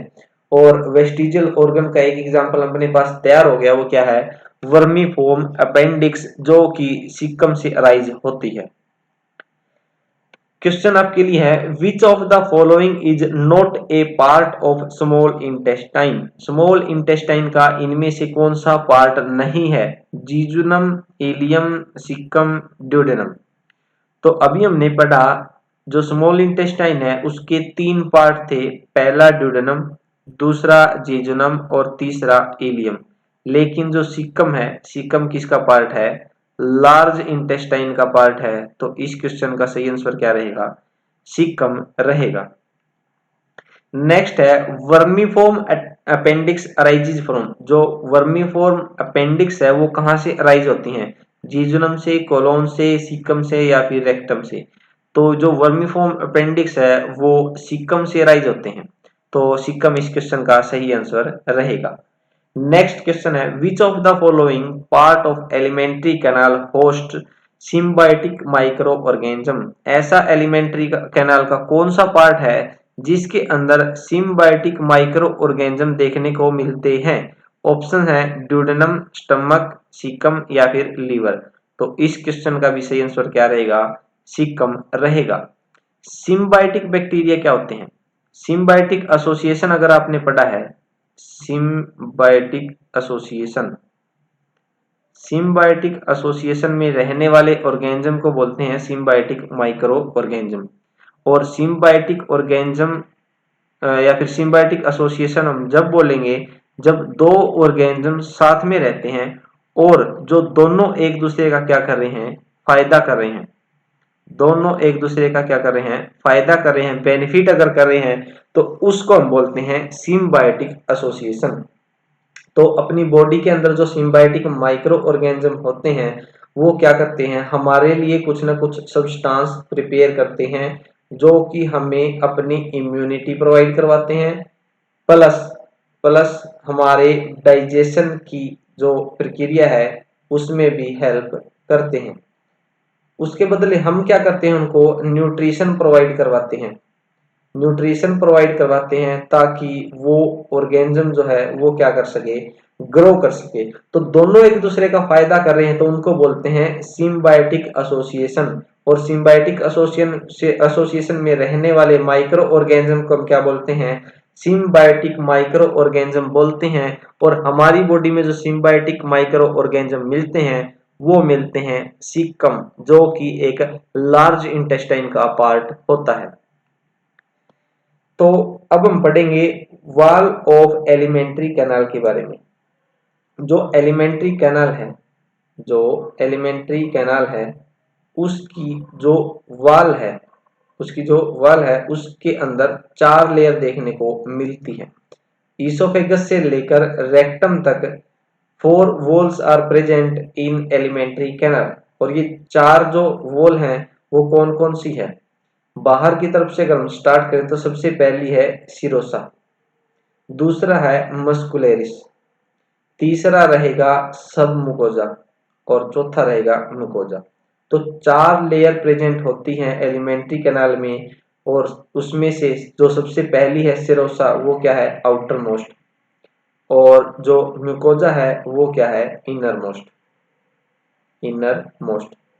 जो मस्कुलरिस है उसके अंदर भी दो लेयर प्रेजेंट होती हैं, और दो लेयर की जो अरेंजमेंट होती है, इनर रहेगी सर्कुलर और आउटर रहेगी लॉन्गिट्यूडनल। ये वाली स्टेटमेंट कई बार एमसीक्यू में डाल दी जाती हैं और यहाँ पर बच्चे कंफ्यूज होते हैं कि इनर लॉन्गिट्यूडनल थी या सर्कुलर। तो ये आपको ध्यान रखना है, inner circular outer longitudinal arrangement होती है मसल्स की। तो एलिमेंट्री कैनाल की जो लेयर है वो है सबसे पहले सिरोसा, जिसको हमने बोला वो आउटर मोस्ट लेयर है। बनी किसकी होती है, ये थीन मेसोथेलियम और कुछ एक कनेक्टिव टिश्यू के साथ मिलकर बनती है। सेकंड जो रहेगी वो रहेगी मस्कुलरिस, जो कि स्मूथ मसल्स की बनी होती है, और इसके अंदर जो मसल्स अरेंज होती है वो होती है इनर सर्कुलर और आउटर लॉन्गिट्यूडनल। थर्ड जो लेयर रहेगी वो रहेगी सबम्यूकोजल लेयर, और सबम्यूकोजल लेयर जो बनी होती है वो कनेक्टिव टिश्यू की बनी होती है, लूज कनेक्टिव टिश्यू की, और जिसके अंदर नर्व्स, ब्लड और लिम्फ वेजल देखने को मिलती हैं। फोर्थ लेयर जो रहेगी वो रहेगी म्यूकोजा, जिसको हम इनर मोस्ट लेयर भी बोलते हैं। म्यूकोजा जो लेयर है उसमें रुगे और विली नाम की स्ट्रक्चर प्रेजेंट होती है। यहाँ से क्वेश्चन आपसे पूछा जा सकता है, यहाँ से जो क्वेश्चन बनेगा, स्टमक के अंदर कौन सी स्पेशलाइज स्ट्रक्चर मिलती है म्यूकोजा की, तो वो मिलेगी रुगे। और स्मॉल इंटेस्टाइन में अगर पूछ ली जाए तो वो क्या मिलेगी, विली मिलेगी। तो ये कंफ्यूज नहीं होना है, जो इरेगुलर फोल्ड हैं स्टमक के अंदर उनको बोला है रुगे, और जो स्मॉल फिंगर लाइक फोल्डिंग है स्मॉल इंटेस्टाइन में उनको बोला है विली। तो म्यूकोजा लेयर में प्रेजेंट होती है दोनों स्ट्रक्चर, रुगी और विली। फंक्शन क्या है, ये करते क्या है, ये जो एरिया है, एरिया को इंक्रीज करते हैं, सरफेस एरिया को बढ़ाने का काम करते हैं, और सरफेस एरिया ज्यादा होगा तो उतना ही ज्यादा क्या होगा, अब्जॉर्प्शन होगा। तो सरफेस एरिया को इंक्रीज करने का काम कौन करते हैं, ये फोल्डिंग जो कि स्टमक और इंटेस्टाइन में प्रेजेंट है। इंक्रीज एरिया क्यों कर रहे हैं, ताकि डाइजेशन और अब्जॉर्प्शन की प्रोसेस को इनहेंस किया जा सके, बढ़ाया जा सके। नेक्स्ट है, जो अभी हमने 4 लेयर पढ़ी हैं उनमें से जो अंदर वाली लेयर जो है म्यूकोजल लेयर, उसके बारे में आपको क्या देखना है, उसके बारे में दिया गया है cells lining the villi bear projection called microvilli. देखो जो सेल्स हैं जो कि विलाई को, मतलब विलाई को लाइन कर रही हैं, कहां पर, इंटेस्टाइन में, तो वहां पर क्या है, माइक्रोविलाई के प्रोजेक्शन देखने को मिलते हैं, और इनको हम बोलते हैं ब्रश बॉर्डर अपीयरेंस। अभी हमने पढ़ा जो विलाई प्रेजेंट होती है वो प्रेजेंट होती है स्मॉल इंटेस्टाइन में, जो विली प्रेजेंट होती है वो कहां पर प्रेजेंट होती है, स्मॉल इंटेस्टाइन में। तो यहां से हमको पता चला स्मॉल इंटेस्टाइन के अंदर जो विली है और विली को लाइन करने वाली जो सेल्स हैं उनके ऊपर प्रोजेक्शन होते हैं, उन प्रोजेक्शन को हम माइक्रोविली बोलते हैं, और इसी को हम क्या नाम दे देते हैं, ब्रश बॉर्डर अपीयरेंस बोल देते हैं।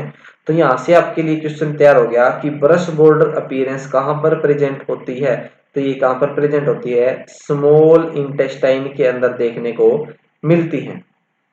सेकेंड यहाँ पे बताया गया है जो विली हैं उनके पास स्प्लाई देखने को मिलती है, किस चीज की, कैपिलरी की और लार्ज लिम्फ वेजल्स की, और इन लार्ज लिम्फ वेजल्स को नाम दे दिया जाता है लेक्टिल्स। क्या नाम दे दिया जाता है, लेक्टिल्स नाम दे दिया जाता है।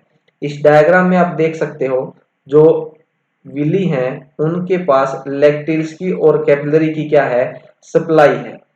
जो यहाँ पर अब्जॉर्प्शन होगा विली के पास वो डायरेक्ट अब्जॉर्ब कहाँ पे हो जाएंगे, लेक्टिल्स, मतलब कि लिम्फ वेसल में और ब्लड में। कैपिलरी के अंदर क्या रहता है, ब्लड, और लेक्टिल्स के अंदर क्या रहेगा, लिम्फ रहेगा।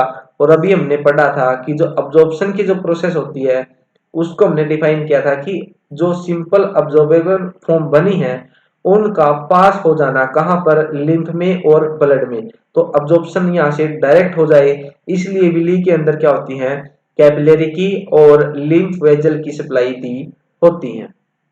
नेक्स्ट म्यूकोजल एपिथेलियम के बारे में जो आपको याद रखना है, सबसे पहला goblet cell. Goblet cells mucosal epithelium के अंदर जो प्रेजेंट होती है वो क्या करती है, म्यूकस को सिक्रीट करती है जो कि लुब्रिकेशन में हेल्प करता है। सेकंड जो है, याद रखना है, जो गैस्ट्रिक ग्लैंड है स्टमक के अंदर, वो कहाँ पर प्रेजेंट होती है, म्यूकोजल लेयर के अंदर ही प्रेजेंट होती है। मतलब कि स्टमक के अंदर जो सबसे अंदर वाली लेयर जो रहेगी म्यूकोजल एपिथेलियम, उसके अंदर ही गैस्ट्रिक ग्लैंड प्रेजेंट होती है।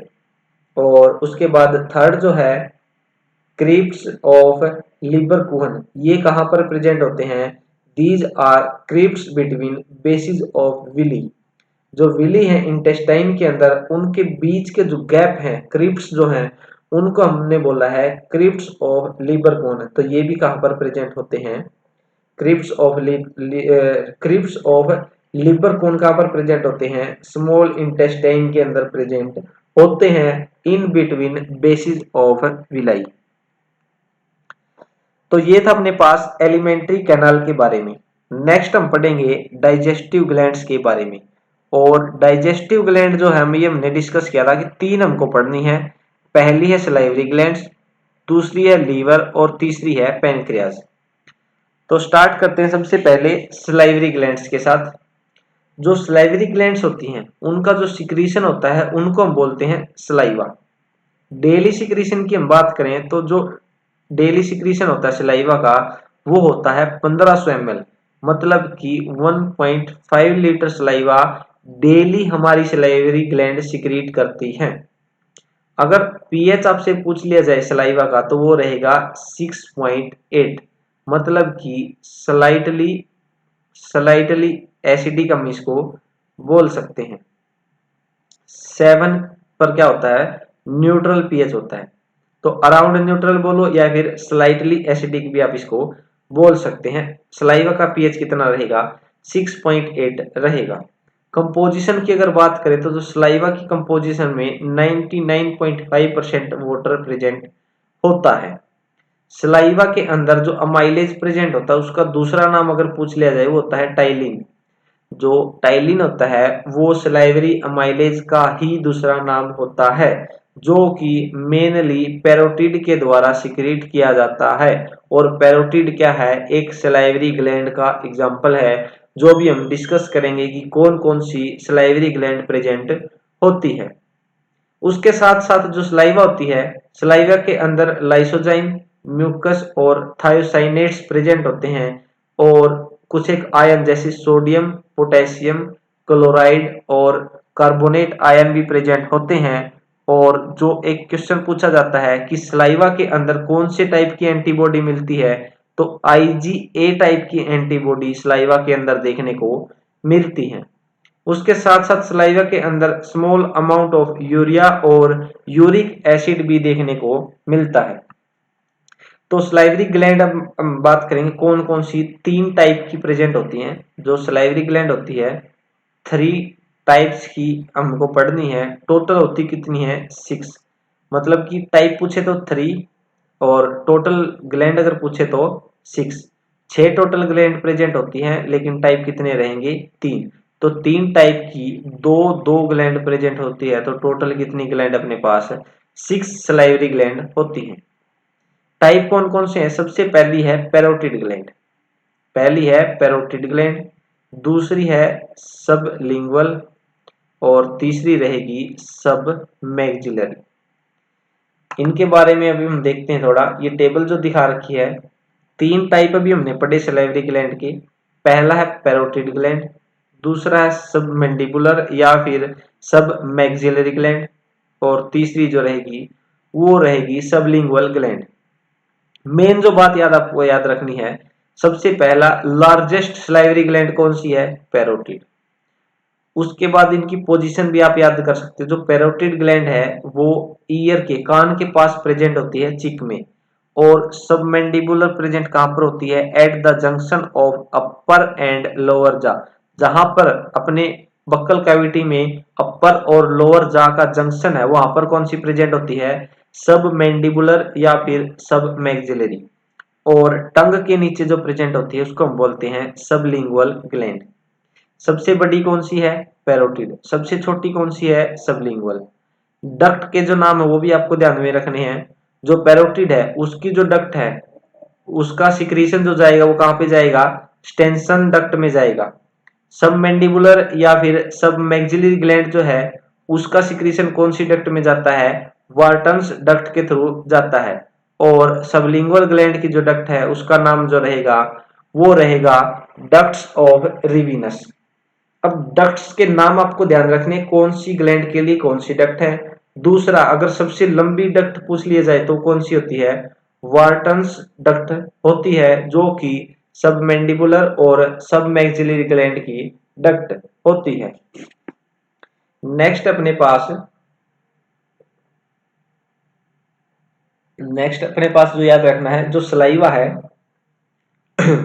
जो सलाइवा का मैक्सिमम सिक्रीशन कौन करता है, तो सब मैंडिबुलर ग्लैंड करती है, जो कि अराउंड 70% होता है। नर्व की अगर हम बात करें तो नाइन्थ नाइन्थ नर्व जो है वो पैरोटिड ग्लैंड के साथ जुड़ी होती है, और बाकी जो दो टाइप की ग्लैंड है उनके साथ जो नर्व जुड़ी होती है वो कौन सी रहेगी, सेवंथ नर्व जुड़ी होती है। तो ये था सलाइवरी ग्लैंड के बारे में। अब हम बात करते हैं लीवर के बारे में। जो लीवर होता है, लीवर दो लोब का बना होता है, या फिर हम बोल सकते हैं लीवर के अंदर दो लोब प्रेजेंट होती हैं। और ये दो लोब अगर प्रेजेंट है तो उसको हम बोलेंगे बाइलोब्ड, फर्स्ट लोब और सेकंड लोब। तो दो लोब अगर प्रेजेंट है तो लीवर क्या होता है, बाइलोब्ड होता है। लीवर को हम बोलते हैं largest gland of our body. हमारी बॉडी की सबसे बड़ी ग्लैंड जो है, सबसे बड़ी ग्रंथि, वो कौन है, लीवर है। और लीवर का वेट कितना होता है, 1200 से लेकर 1500 ग्राम तक, या फिर 1.2 किलोग्राम से 1.5 किलोग्राम तक होता है। प्रेजेंट कहाँ पर होता है, तो लीवर प्रेजेंट होता है एब्डोमिनल कैविटी में। कहां पर, जस्ट बिलो द डायफ्राम। जो डायफ्राम होता है उसके जस्ट नीचे प्रेजेंट होता है एब्डोमिनल कैविटी में। अगर स्ट्रक्चरल एंड फंक्शनल यूनिट पूछ ली जाए लीवर की तो वो क्या रहेगी, हिपैटिक लोब्यूल्स रहेगी। उसके साथ साथ अगर पूछ लिया जाए ग्लीजन कैप्सूल्स क्या होते हैं, या फिर डायरेक्ट क्वेश्चन पूछ लिया जाए कि ग्लीजन कैप्सूल जो होते हैं वो कहां पर प्रेजेंट होते हैं, तो प्रेजेंट होते हैं लीवर में। होता क्या है, जो ग्लीजन कैप्सूल होते हैं वो कनेक्टिव टिश्यू की एक सीट होती है, जो कि कवर करके रखती है किसको, हिपैटिक लोब्यूल्स को। और हिपैटिक लोब्यूल्स क्या है, स्ट्रक्चरल एंड फंक्शनल यूनिट है किसके, लीवर के। तो ये था हिपैटिक लोब्यूल और ग्लीजन कैप्सूल के बारे में। नेक्स्ट है बाइल। बाइल एक कॉमन वर्ड आपको देखने को मिलता है, और ये बाइल जो सिक्रीट करती है उन सेल का नाम रहेगा हिपैटिक सेल्स। जो बाइल सिक्रीट किया जाता है वो हिपैटिक सेल के द्वारा सिक्रीट किया जाता है, और हिपैटिक सेल्स को हम लीवर सेल के नाम से भी जानते हैं। लेकिन जो बाइल बनेगा, बनने के बाद स्टोर और कंसंट्रेटेड करने का काम एक मस्कुलर सैक करता है, और उस मस्कुलर सैक का नाम होता है गोल ब्लैडर। तो गोल ब्लैडर का काम क्या रहेगा, storage and concentration of bile, not secretion of not a secretion of bile. मतलब कि जो बाइल है, बाइल को सिक्रीट करेगा हिपैटिक सेल, लेकिन उसको स्टोर और कंसंट्रेट कौन करेगा, गॉल ब्लैडर करेगा।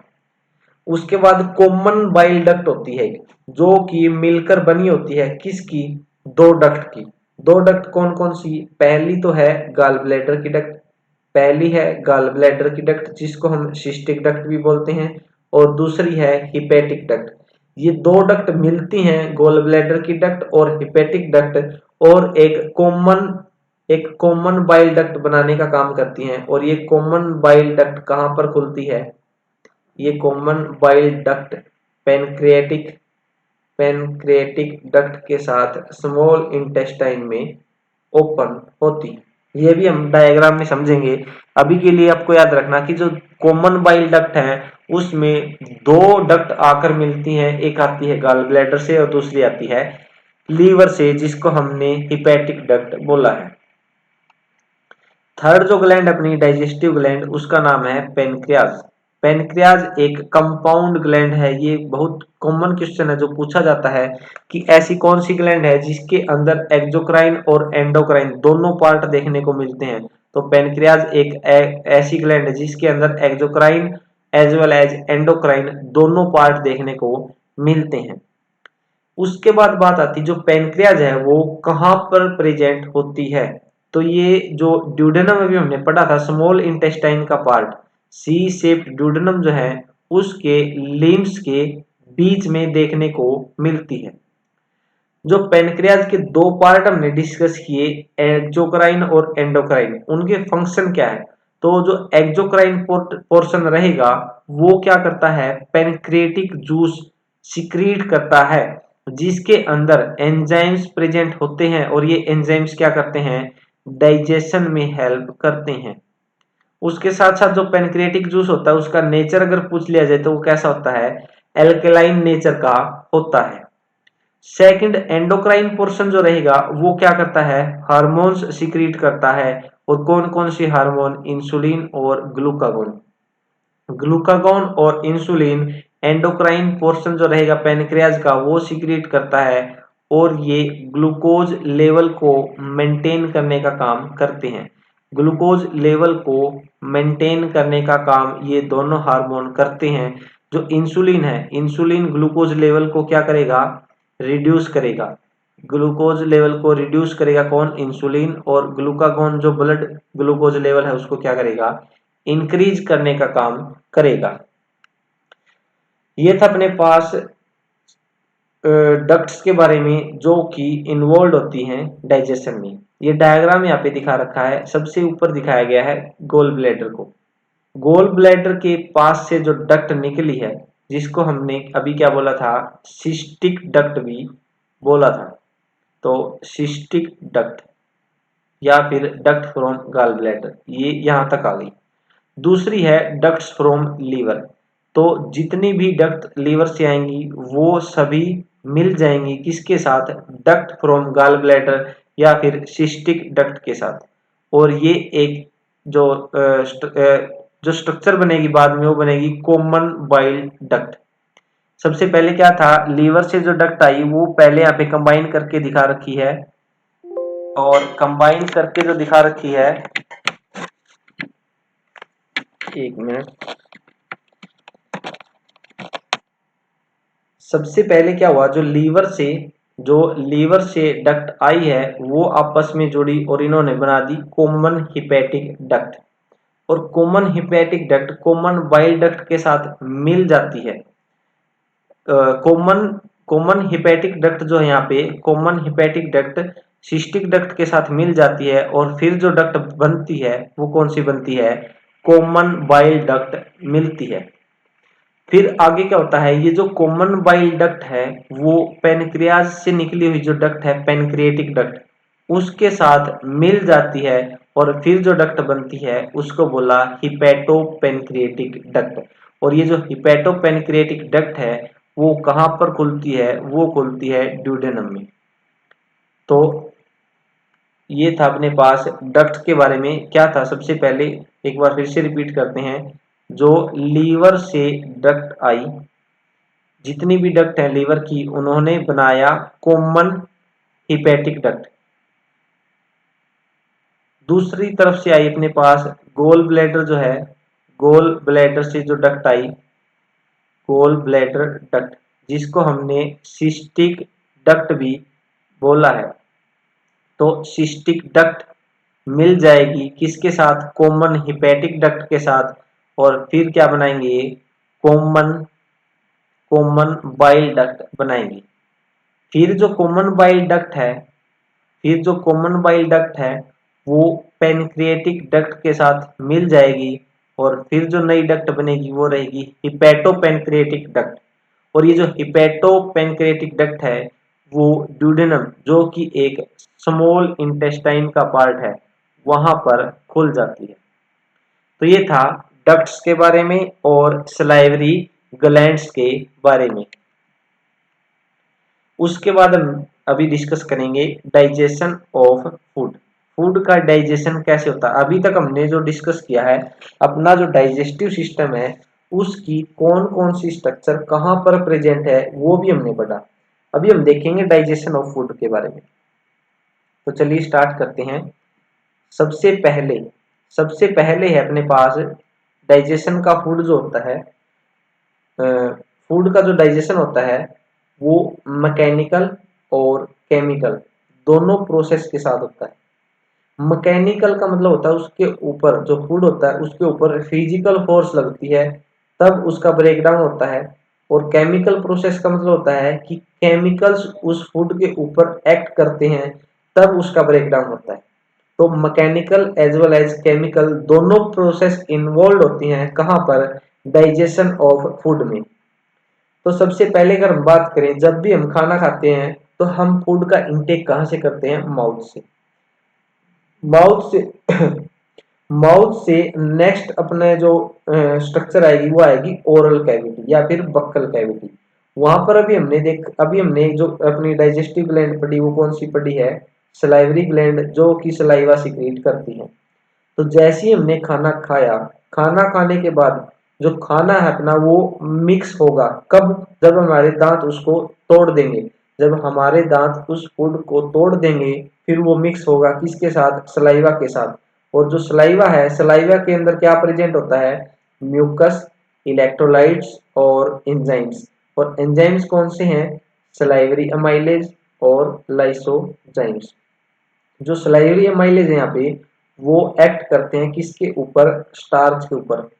और स्टार्च को कन्वर्ट कर देते हैं किसके अंदर, माल्टोज के अंदर। या फिर सिंपली हम बोल सकते हैं स्टार्च जो कि एक पॉलीसेकेराइड है उसको डाइसेकेराइड में कन्वर्ट करने का काम ये सलाइवरी अमाइलेज करते हैं। दूसरा एंजाइम जो है लाइसोजाइम या फिर लाइसोजाइम जिसको बोलते हैं, इसका फंक्शन होता है एंटी बैक्टीरियल। ये क्या करते हैं, अगर कोई भी फूड के साथ बैक्टीरिया आ गया तो उसको मारने का काम कौन करेगा, लाइसोजाइम करेगा। उसके साथ साथ जो म्यूकस होता है सलाइवा के अंदर वो क्या करेगा, लुब्रिकेशन का काम करेगा। और जो फूड पार्टिकल हमने मेस्टिकेट किए हैं, तोड़ जो दिए हैं पार्टिकल फूड के, उनको अडेयर करने का काम करेगा, एक साथ लेके आने का काम करेगा। और फिर जो स्ट्रक्चर बनेगी उसको हमने बोला है बोलस। बोलस कहाँ पर बना है, बक्कल कैविटी में। अब नेक्स्ट क्या होगा, नेक्स्ट यहाँ पे बताया गया है जो केमिकल प्रोसेस है डाइजेशन की वो अपनी ओरल कैविटी में ही स्टार्ट हो चुकी है। किसकी वजह से, सलाइवरी अमाइलेज की वजह से, जो कि हाइड्रोलाइज करता है किसको, कार्बोहाइड्रेट्स को या फिर स्टार्च को सिंपली हम बोल सकते हैं। उसके साथ साथ यहाँ पे बताया गया है जो बोलस अभी हमने देखा, जो बोलस अभी बना है ओरल कैविटी में वो पास डाउन हो जाता है कहाँ पर, स्टमक के अंदर थ्रू ओइसोफेगस। तो होता क्या है, देखो ये बोलस बना अपनी ओरल कैविटी में, ओरल कैविटी से नेक्स्ट क्या आएगा, ईसोफेगस। ईसोफेगस के थ्रू ये जो बोलस है वो नीचे चला जाएगा और नीचे जाने के लिए जो प्रोसेस रिक्वायर्ड होती है उसको हम बोलते हैं पेरिस्टालसिस मूवमेंट। पेरिस्टालसिस मूवमेंट जो यहाँ पे आपको जीआईएफ में दिखा रखी है, ये आप देख सकते हो, ये आप देख सकते हो। ये जो फूड पार्टिकल नीचे की तरफ जा रहे हैं इसमें क्या हो रहा है, जो मसल्स प्रेजेंट हैं, जब हमने लेयर जो पढ़ी है, जो अभी हमने लेयर डिस्कस की है किसकी, अपनी एलिमेंट्री कैनाल की, वहां पर एक लेयर थी मस्कुलरिस। वहां पर क्या था, मसल्स प्रेजेंट होती हैं। और ये मसल्स जो होती है एलिमेंट्री कैनाल की, वो जब कॉन्ट्रैक्ट करती तो वो क्या करती, इस खाने के पार्टिकल जो है, बोलस जो बना था उसको नीचे धकेलने का काम करती है। और इस तरीके से ईसोफेगस से लेकर ये बोलस अपना कहाँ पर पहुंच जाएगा, स्टमक के अंदर पहुंच जाएगा, जैसा कि आप इस वीडियो में देख पा रहे हैं। और नेक्स्ट अब हम चलते हैं, अपना जो फूड है वो कहाँ पर डाइजेस्ट होना स्टार्ट हो गया, माउथ के अंदर। तो माउथ के अंदर जो डाइजेशन स्टार्ट हुआ है उसको हम बोलेंगे कि जो स्टार्च है उसका 30% अपने माउथ में हाइड्रोलाइज हो चुका है। और जो स्टार्च है, स्टार्च किस में कन्वर्ट हो गया यहाँ पर, माल्टोज में। माल्टोज एक क्या है, डाइसेक्राइड है। और जो अपने पास स्टार्च है वो क्या है, पॉलीसेकेराइड है। साथ ही साथ जो सलाइवरी अमाइलेज का ऑप्टिमल पीएच है वो क्या रहेगा, 6.8 रहेगा, जो कि अभी हमने पढ़ा सलाइवा का पीएच होता है। तो डाइजेशन अपनी बॉडी में कहाँ स्टार्ट हो जाता है, ये बात आपको ध्यान रखनी है, माउथ में स्टार्ट हो जाता है। किसका एक्शन सबसे पहले होता है? सलाइवरी अमाइलेज का एक्शन सबसे पहले होता है और ये क्या करता है? 30% स्टार्च जो होती है उसको माल्टोज में कन्वर्ट करने का काम करता है। उसके बाद माउथ के बाद डाइजेशन कहां पर होगा? स्टमक के अंदर। स्टमक क्या करती है? फूड को स्टोर करने का काम करती है और 4 से लेकर 5 घंटे तक अपने फूड को स्टमक स्टोर करके रखती है। और फिर क्या करेगी स्टमक? अपने सिक्रीशन जो है स्टमक का गैस्ट्रिक जूस उसके साथ इस फूड को मिक्स कर देगी। और मिक्स किस प्रोसेस के द्वारा करेगी? चर्निंग मूवमेंट को। चर्निंग मूवमेंट मतलब कि ऐसे एजिटेट करेगी किसको? अपने गैस्ट्रिक जूस को और फूड को, और फिर जो स्ट्रक्चर बनेगी उसको बोल दिया गया काइम। फिर जो एक काइम बनेगा इसका आगे ब्रेकडाउन होगा, या फिर हम बोल सकते हैं इसके ऊपर कौन एक्ट करेगा? पेप्सिन। क्या होता है देखो, स्टमक के अंदर जो गैस्ट्रिक ग्लैंड है, गैस्ट्रिक ग्लैंड या फिर गैस्ट्रिक जूस जो बनेगा उसमें हमने पढ़ा कि HCl प्रेजेंट होता है। और HCl का जो एक्शन होगा किसके ऊपर? पेप्सिनोजन के ऊपर। जो पेप्सिनोजन एंजाइम है जब उसके ऊपर HCl एक्ट करेगा तो वो कन्वर्ट हो जाएगा पेप्सिन के अंदर। और ये जो पेप्सिन है ये एक प्रोटियोलाइटिक एंजाइम है स्टमक का। तो स्टमक के अंदर जो भी प्रोटीन टूटेगी वो कौन तोड़ने का काम करेगा? पेप्सिन तोड़ने का काम करेगा। तो यहाँ पर लिखा गया जो पेप्सिन है वो कन्वर्ट कर देता है किसको? प्रोटीन को। किसके अंदर?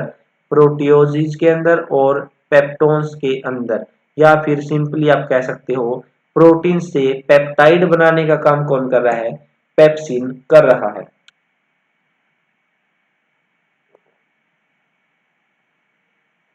उसके बाद नेक्स्ट जो बताया गया है, the mucus and bicarbonates present in gastric juice play an important role in lubrication. जो गैस्ट्रिक जूस है उसके अंदर म्यूकस और बाइकार्बोनेट आयंस भी प्रेजेंट होते हैं जो कि लुब्रिकेशन का काम तो करते ही हैं, उसके साथ साथ जो म्यूकोजल एपिथेलियल रहेगी, जो अंदर की लेयर जो रहेगी उसको प्रोटेक्ट करने का काम करते हैं। प्रोटेक्ट किससे करेंगे? हाइड्रोक्लोरिक एसिड से। देखो होता क्या है, जो गैस्ट्रिक ग्लैंड है, जो गैस्ट्रिक ग्लैंड है उसका सिक्रीशन है HCl। ये HCl क्या करता है? काफी कम पीएच कर देता है गैस्ट्रिक एरिया का या फिर स्टमक के अंदर। तो इतना कम पीएच है तो वहां पर पॉसिबिलिटी है कि जो सेल्स है वो क्या हो जाए? डैमेज ना हो जाए। तो इन सेल्स को या फिर जो अंदर वाली म्यूकोजा लेयर है उसको बचाने का काम कौन करता है? म्यूकस और बाइकार्बोनेट आयंस, क्योंकि ये क्या करते हैं?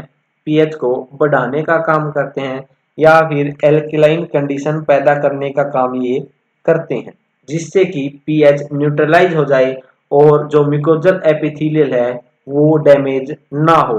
तो म्यूकस और बाइकार्बोनेट आयन जो है गैस्ट्रिक जूस के अंदर वो लुब्रिकेशन तो प्रोवाइड करवाते हैं, उसके साथ साथ म्यूकोजल एपिथेलियल को प्रोटेक्ट करने का काम भी करते हैं। नेक्स्ट यहाँ पे बताया गया HCl जो है एसिडिक पीएच प्रोवाइड करवाता है और उसकी वैल्यू कितनी होती है? 1.8 होती है। और इस 1.8 को आप बोल सकते हैं कि ये ऑप्टिमल पीएच है किसके लिए? फॉर द फंक्शनिंग या फिर एक्शन ऑफ पेप्सिन। मतलब कि पेप्सिन जो एक्ट करेगा प्रोटीन को तोड़ेगा, किस पीएच पे तोड़ेगा? वो तोड़ेगा 1.8 पीएच के ऊपर। पेप्सिन के साथ साथ और भी प्रोटियोलाइटिक एंजाइम यहाँ पर प्रेजेंट है और उसका नाम है रेनिन। क्या नाम है? रेनिन। तो रेनिन जो रहेगा वो भी क्या है? एक प्रोटियोलाइटिक एंजाइम है, मतलब कि प्रोटीन को तोड़ने वाला एंजाइम है जो कि गैस्ट्रिक जूस में प्रेजेंट होता है। और ये मेनली किसके अंदर प्रेजेंट होता है? इन्फेंट्स के अंदर प्रेजेंट होता है, जो कि मेनली मिल्क प्रोटीन के डाइजेशन में हेल्प करता है।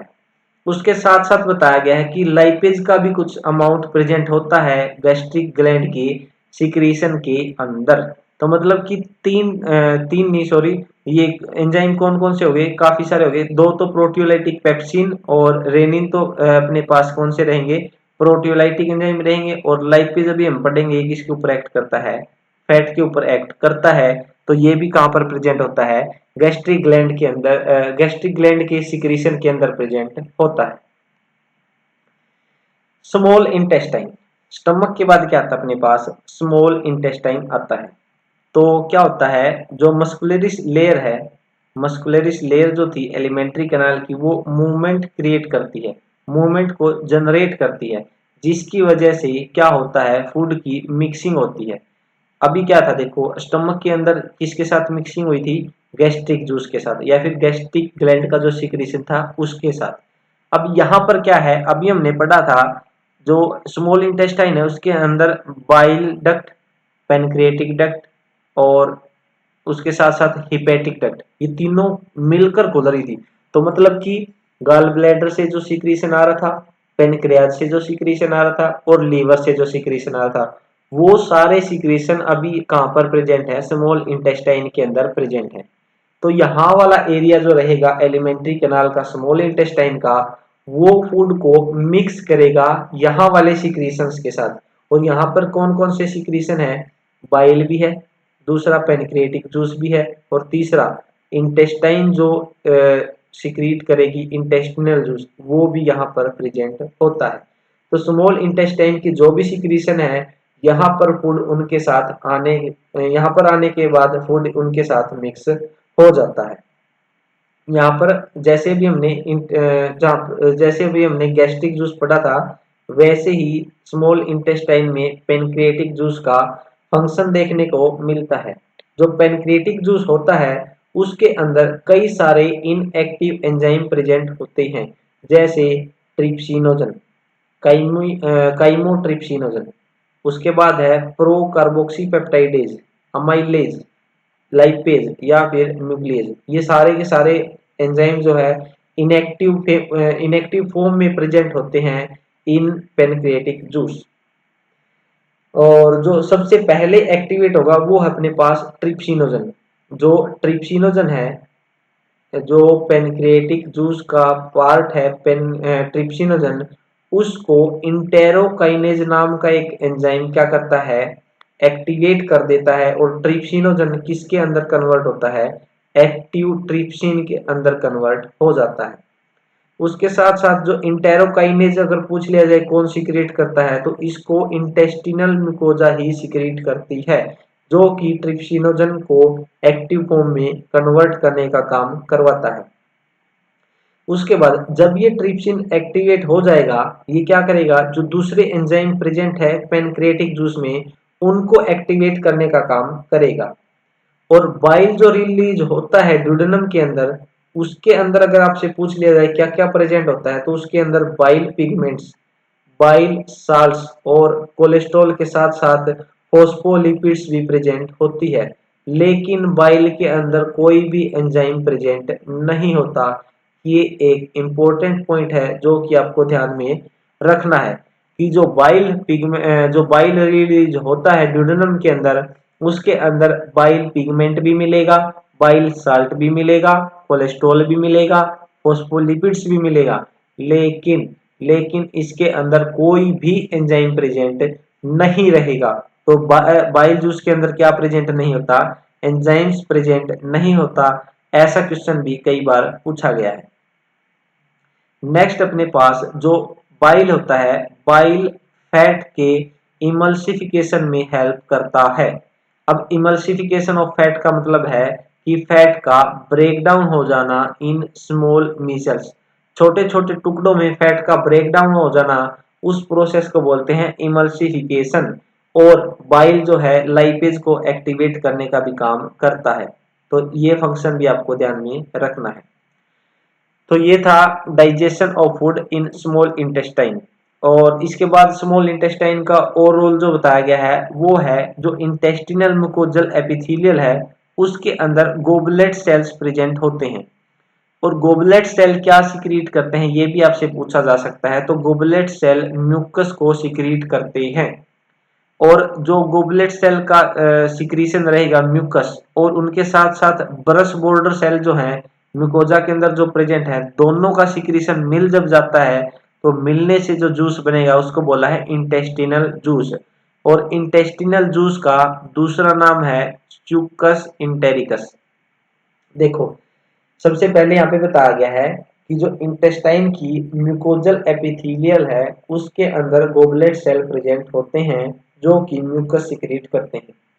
म्यूकस के साथ साथ जब ब्रश बॉर्डर सेल का सिक्रीशन मिल जाता है, फिर जो सिक्रीशन बनता है, फिर जो फ्लूइड बनता है, उसको नाम दे दिया गया है इंटेस्टिनल जूस या फिर स्यूकस इंटेरिकस।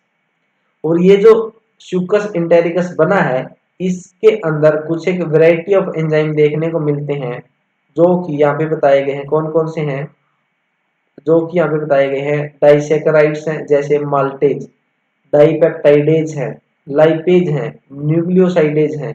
ये सारे क्या हैं? एंजाइम हैं जो कि स्यूकस इंटेरिकस या फिर इंटेस्टिनल जूस के अंदर प्रेजेंट होते हैं। उसके बाद बताया गया है जो म्यूकस है बाइकार्बोनेट के साथ मिलकर जो कि रिलीज हुए हैं पेनक्रियाज से, वो प्रोटेक्ट करते हैं इंटेस्टिनल म्यूकोजा को। जो भी हमने पढ़ा था कि जो बाइकार्बोनेट आयन है और म्यूकस है, वहां पर जो हमने पढ़े थे वो थे गैस्ट्रिक जूस से जो निकले थे। यहाँ पर बताया गया है कि जो पेनक्रियाटिक जूस से निकलते हैं या पेनक्रियाज से जो निकले हैं वो भी क्या करते हैं? इंटेस्टिनल म्यूकोजा को प्रोटेक्ट करने का काम करते हैं। किससे? एसिड से बचाने का काम करते हैं। और उसके साथ साथ ये एल्कलाइन मीडियम प्रोवाइड करवाते हैं ताकि एंजाइम अच्छे से एक्टिविटी परफॉर्म कर सके। उसके बाद यहाँ पे बताया गया है जो सबम्यूकोजल ग्लैंड होती है, एग्जाम्पल दिया गया है बर्नर ग्लैंड, वो भी सेम काम करने का जो वो भी क्या करती है? सेम फंक्शन में इन्वॉल्व होती है।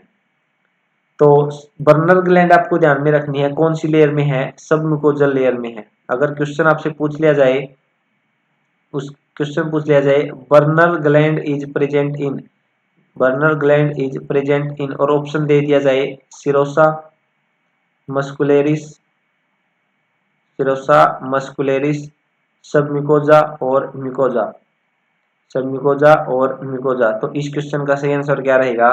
सबम्यूकोजा। सबम्यूकोजल लेयर में बर्नर ग्लैंड प्रेजेंट होती है और होती कहां पर है? ये स्मॉल इंटेस्टाइन में प्रेजेंट होती है। नेक्स्ट अभी हम पढ़ रहे थे जो स्मॉल इंटेस्टाइन है उसके अंदर डाइजेशन जो था पेनक्रिएटिक, उसके अंदर जो डाइजेशन होता था सिंपल जो प्रोसेस चलती है, कौन कौन से सिक्रेशन आते हैं वो भी हम डिस्कस कर चुके हैं। अब यहाँ पे डिटेल में बताया गया है कि जो स्मॉल इंटेस्टाइन में डाइजेशन होता है उसमें पहले हम पढ़ेंगे पेनक्रिएटिक जूस कैसे काम करता है। अभी हमने स्टमक के अंदर पढ़ा था, स्टमक के अंदर क्या था? जो प्रोटीन्स हैं, प्रोटीन्स पर एक्ट किया किसने? पेप्सिन ने, और उनको कन्वर्ट कर दिया था पेप्टोन्स और प्रोटियोजेज में, और कुछ एक प्रोटीन भी हो सकता है एज इट इज बच गई हो। उसके बाद जो काम करेंगे इसके ऊपर प्रोटियोलाइटिक एंजाइम जो कि प्रेजेंट होते हैं पेनक्रिएटिक जूस में, वो क्या करेंगे? इन सभी को आगे तोड़ने का काम करेंगे, और आगे जब इनको तोड़ेंगे फिर ये क्या बना देंगे? डाइपेप्टाइडेज बना देंगे। सिमिलरली जैसे प्रोटीन को तोड़ रहे हैं वैसे ही क्या करेंगे? स्टार्च को, फैट को और न्यूक्लिक एसिड को भी तोड़ने का काम करेंगे। कौन? पेनक्रिएटिक जूस के कंपोनेंट। और पेनक्रिएटिक जूस के अंदर जो अमाइलेज है वो किसको तोड़ेगा? स्टार्च को। पेनक्रिएटिक जूस के अंदर जो लाइपेज है वो किसको तोड़ेगा? फैट को। जो न्यूक्लिएजेज प्रेजेंट पेनक्रिएटिक जूस में वो किसको तोड़ेंगे? न्यूक्लिक एसिड को। फर्दर क्या बना देंगे? उससे नेक्स्ट छोटी यूनिट जो है वो बना देंगे, जैसे पॉलीसेकेराइड से क्या बनाई? डाइसेकेराइड। फैट से क्या बनाए? डाइग्लिसराइड। और डाइग्लिसराइड फर्दर टूट के क्या बनाएंगे? मोनोग्लिसराइड। न्यूक्लिक एसिड को तोड़कर क्या बनाए? पहले न्यूक्लियोटाइड, और उसके बाद क्या बनाए? न्यूक्लियोसाइड। तो इस तरीके से पेनक्रिएटिक जूस हर एक बायोमोलिक्यूल पर काम करेगा, चाहे वो प्रोटीन हो, कार्बोहाइड्रेट हो, फैट हो या फिर न्यूक्लिक एसिड ही क्यों ना हो। पेनक्रिएटिक जूस जब अपना काम कर देगा उसके बाद जो डाइजेस्टेड फूड है उसके ऊपर कौन काम करेगा? Intestinal fluid. पेनक्रिएटिक जूस ने क्या किया था? डाइपेप्टाइड बनाए थे, डाइसेकेराइड बनाए थे, जैसे माल्टोज, लैक्टोज, सुक्रोज, और न्यूक्लियोटाइड्स बनाए थे। अब जो इंटेस्टिनल जूस है उसके अंदर जो भी हमने पढ़ा उनके अंदर डाइपेप्टाइडेजेस होते हैं। डाइपेप्टाइडेज काम करेंगे डाइपेप्टाइड के ऊपर और उसको अमीनो एसिड में कन्वर्ट करवा देंगे। माल्टेज जो है वो काम करेगा माल्टोज के ऊपर, और माल्टोज टूट कर दो स्ट्रक्चर देगा, और दोनों स्ट्रक्चर होती हैं सेम, जो कि ग्लूकोज की बनी हुई होती हैं। उसके बाद लैक्टोज के ऊपर लैक्टेज काम करेगा और लैक्टोज के टूटने पर लैक्टोज और गलैक्टोज बनते हैं। नेक्स्ट है सुक्रोज। सुक्रोज के ऊपर सुक्रेज एंजाइम एक्ट करेगा और 2 यूनिट जो बनेगी ग्लूकोज और फ्रक्टोज की बनेगी।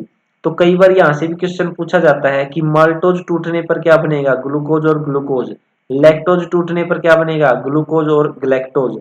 सुक्रोज जब टूटेगा उसको उससे क्या बनेगा, ग्लूकोज और फ्रक्टोज। तो ये दोनों तो तीनों चीज आपको पता होनी चाहिए, माल्टोज के टूटने पर, लैक्टोज के टूटने पर और सुक्रोज के टूटने पर कौन सी यूनिट जो है बनती है। नेक्स्ट है अपने पास न्यूक्लियोटाइड के ऊपर न्यूक्लियोटाइडेज एक्ट करेंगे और न्यूक्लियोटाइड न्यूक्लियोसाइड में कन्वर्ट हो जाएंगे। न्यूक्लियोसाइड के ऊपर न्यूक्लियोसाइडेज एक्ट करेंगे और उसको तोड़ देंगे फर्दर शुगर और बेसिस के अंदर। मोनोसेक्राइड और डाइग्लिसराइड और मोनोग्लिसराइड के ऊपर कौन एक्ट करेगा, लाइपेज। और लाइपेज कन्वर्ट करवा देगा फैटी एसिड और ग्लिसरॉल के अंदर। और ये सारी जो प्रोसेस हम पढ़ रहे हैं ये कहाँ पर होती है, ये होती है ड्यूडेनम के अंदर। और ड्यूडेनम एक किसका पार्ट है, स्मॉल इंटेस्टाइन का। तो हम यहाँ पर बोल सकते हैं मैक्सिमम मैक्सिमम डाइजेशन जो होता है वो कहाँ पर होता है, स्मॉल इंटेस्टाइन के अंदर होता है। उसके बाद यहाँ पे बताया गया है जो सिंपल सब्सटेंस यहाँ तक बन चुके हैं, ये जितने भी सिंपल सब्सटेंस बने हैं ये सारे के सारे अब्जॉर्ब हो जाएंगे कहाँ पर, जीजोनम और इलियम रीजन के अंदर। जो पहला पार्ट रहेगा स्मॉल इंटेस्टाइन का, ड्यूडेनम, वहां पर अब्जॉर्बेबल फॉर्म क्रिएट होती हैं और अब्जॉर्ब कहाँ पे होती हैं, जीजोनम और इलियम के अंदर। उसके बाद नेक्स्ट बताया गया है जो भी अनडाइजेस्टेड और अनअब्जॉर्बेबल सब्सटेंस बच गया वो आगे पास हो जाता है कहाँ पर, लार्ज इंटेस्टाइन के अंदर। तो ये था डाइजेशन जो होता है स्मॉल इंटेस्टाइन के अंदर। अब हम बात करेंगे लार्ज इंटेस्टाइन के अंदर जो डाइजेशन होता है उसके बारे में। तो अगर हम बात करें लार्ज इंटेस्टाइन की तो यहाँ पर कोई सिग्निफिकेंट डाइजेस्टिव एक्टिविटी नहीं होती। यहाँ पर क्या होता है, जो मेन रोल रहेगा लार्ज इंटेस्टाइन का वो रहेगा अब्जॉर्प्शन ऑफ वाटर, मिनरल और सर्टेन ड्रग्स।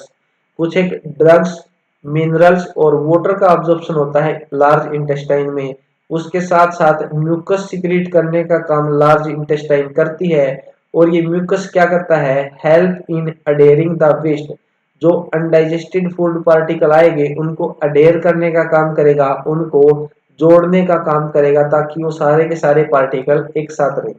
दूसरा काम जो करेगा म्यूकस, लुब्रिकेशन का करेगा ताकि इसको एक्सक्रीट आउट इजीली किया जा सके। उसके बाद यहाँ पे बताया गया है जो भी अनडाइजेस्टेड और अनअब्जॉर्बेबल सब्सटेंस होगा उसको हम बोलते हैं फीसिस। और ये फीसिस जो है वो सीकम के अंदर क्या करेगा, और और यहाँ पर जो वाल्व होती है उसको बोलते हैं इलियोसिकल वाल्व। देखो इलियम, इलियम जो रीजन है स्मॉल इंटेस्टाइन का और खुल किसके अंदर रहा है, सीकम के अंदर। तो इन दोनों के नाम से मिला मिला हुआ मिलेगा वाल्व का नाम, जो कि बीच में प्रेजेंट होती है और इसके थ्रू जो फिशेज है वो कहाँ पर क्रॉस हो जाते हैं, स्मॉल इंटेस्टाइन से लार्ज इंटेस्टाइन के अंदर क्रॉस कर जाते हैं। और ये जो वाल्व है ये क्या करती है, बैकफ्लोज को प्रिवेंट करती है कि ये फीकल मैटर जो है वो दोबारा से स्मॉल इंटेस्टाइन में ना चला जाए। तो उसको क्या करती है, प्रिवेंट करती है, ऊपर वापस नहीं जाने देती। और जो फिशेज जो बना है उसका टेम्परेरी स्टोरेज जो होता है वो कहाँ पर होता है, अगर आपसे पूछ लिया जाए वो होता है रेक्टम के अंदर।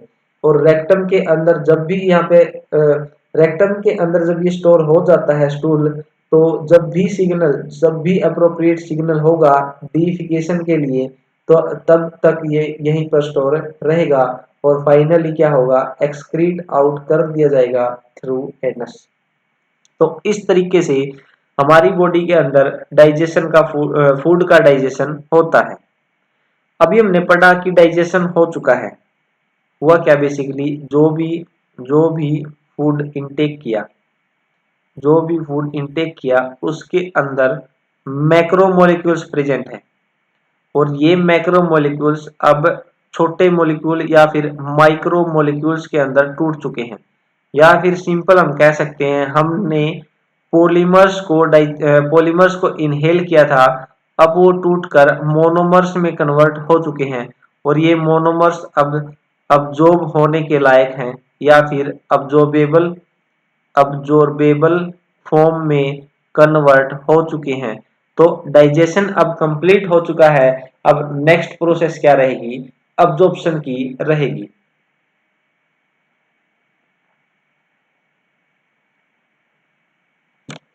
अब्जॉर्प्शन अब्जॉर्प्शन जो हम पढ़ रहे थे, इसको हमने डिफाइन किया था कि ऐसी प्रोसेस जिसके द्वारा एंड प्रोडक्ट जो बनेंगे डाइजेशन के, वो पास हो जाए कहाँ पर? ब्लड या फिर लिम्फ में, थ्रू इंटेस्टिनल मिकोजा।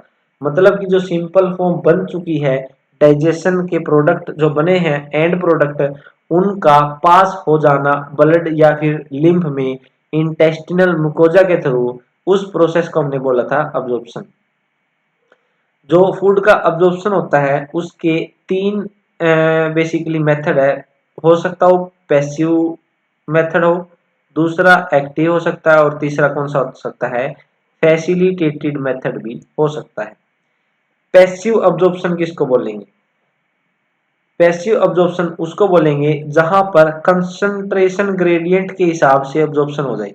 मतलब कि मान लेते हैं यहाँ पर ये इंटेस्टिनल मिकोजा है, अगर यहाँ पर फूड की कंसंट्रेशन ज्यादा है और अंदर कम है, मतलब कि जो सब्सटेंस है अब्जॉर्बेबल उसकी कंसंट्रेशन ज्यादा बाहर है, मतलब इंटेस्टिनल मिकोजा के अंदर यहाँ पर क्या है? ज्यादा, और अंदर कम है, तो ये क्या करेगा? यहाँ पे अब्जॉर्ब हो जाएगा, और यहाँ पर कोई भी एनर्जी रिक्वायर्ड नहीं होगी, तो उसको हम बोलेंगे पैसिव अब्जॉर्प्शन।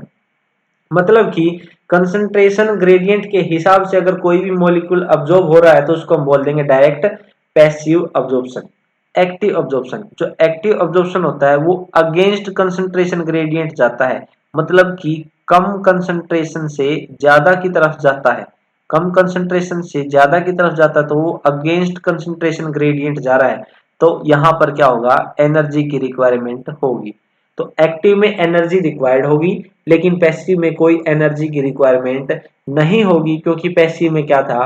कंसंट्रेशन ग्रेडियंट के अलोंग अब्जॉर्प्शन मॉलिक्यूल्स का होता है।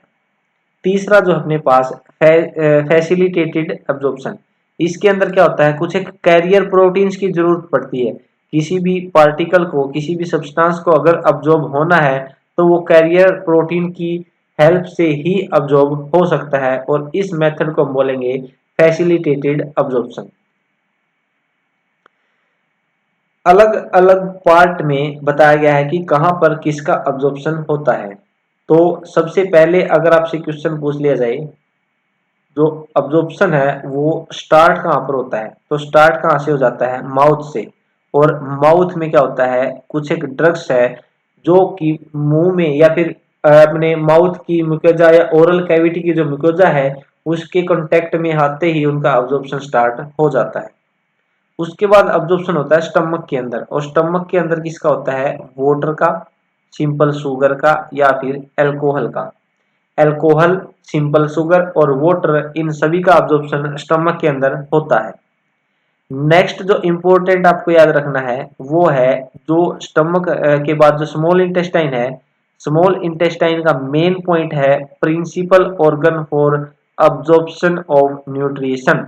अगर आपसे क्वेश्चन पूछ लिया जाए, which of the which of the following is principal which of the following is principal organ for the absorption of nutrients। Nutrients का अब्जॉर्प्शन होने के लिए प्राइमरी ऑर्गन कौन सा रहेगा? ऑप्शंस हैं स्टमक, सेकंड है स्मॉल इंटेस्टाइन, थर्ड है लार्ज इंटेस्टाइन, और फोर्थ ऑप्शन है आपके पास माउथ। तो सबसे ज्यादा जो अब्जॉर्प्शन होगा न्यूट्रिएंट्स का वो कहाँ पर होगा, स्मॉल इंटेस्टाइन में होगा। तो इस वजह से अपने इस क्वेश्चन का जो सही आंसर रहेगा वो कौन सा रहेगा, स्मॉल इंटेस्टाइन रहेगा। तो ये आपको ध्यान रखना, principal organ for absorption of nutrients is small intestine. और स्मॉल इंटेस्टाइन के अंदर ही डाइजेशन की प्रक्रिया को हम मानते हैं कि वो क्या हो चुकी है, कंप्लीट हो चुकी है। और जो फाइनल प्रोडक्ट बनेंगे डाइजेशन के, जैसे ग्लूकोज है, फ्रक्टोज है, फैटी एसिड है, वो सारे के सारे अब्जॉर्ब हो जाते हैं स्मॉल इंटेस्टाइन में। स्मॉल इंटेस्टाइन के बाद आता है लार्ज इंटेस्टाइन, जहां पर कोई भी सिग्निफिकेंट एक्टिविटी डाइजेशन की नहीं होती, लेकिन वाटर, कुछ एक मिनरल्स और ड्रग्स का अब्जॉर्प्शन यहाँ पे देखने को मिलता है। तो ये था अब्जॉर्प्शन के बारे में। अब क्या हो चुका है, सबसे पहले हुआ डाइजेशन, मतलब कि जो कॉम्प्लेक्स फूड था वो सिंपल फॉर्म में टूट चुका।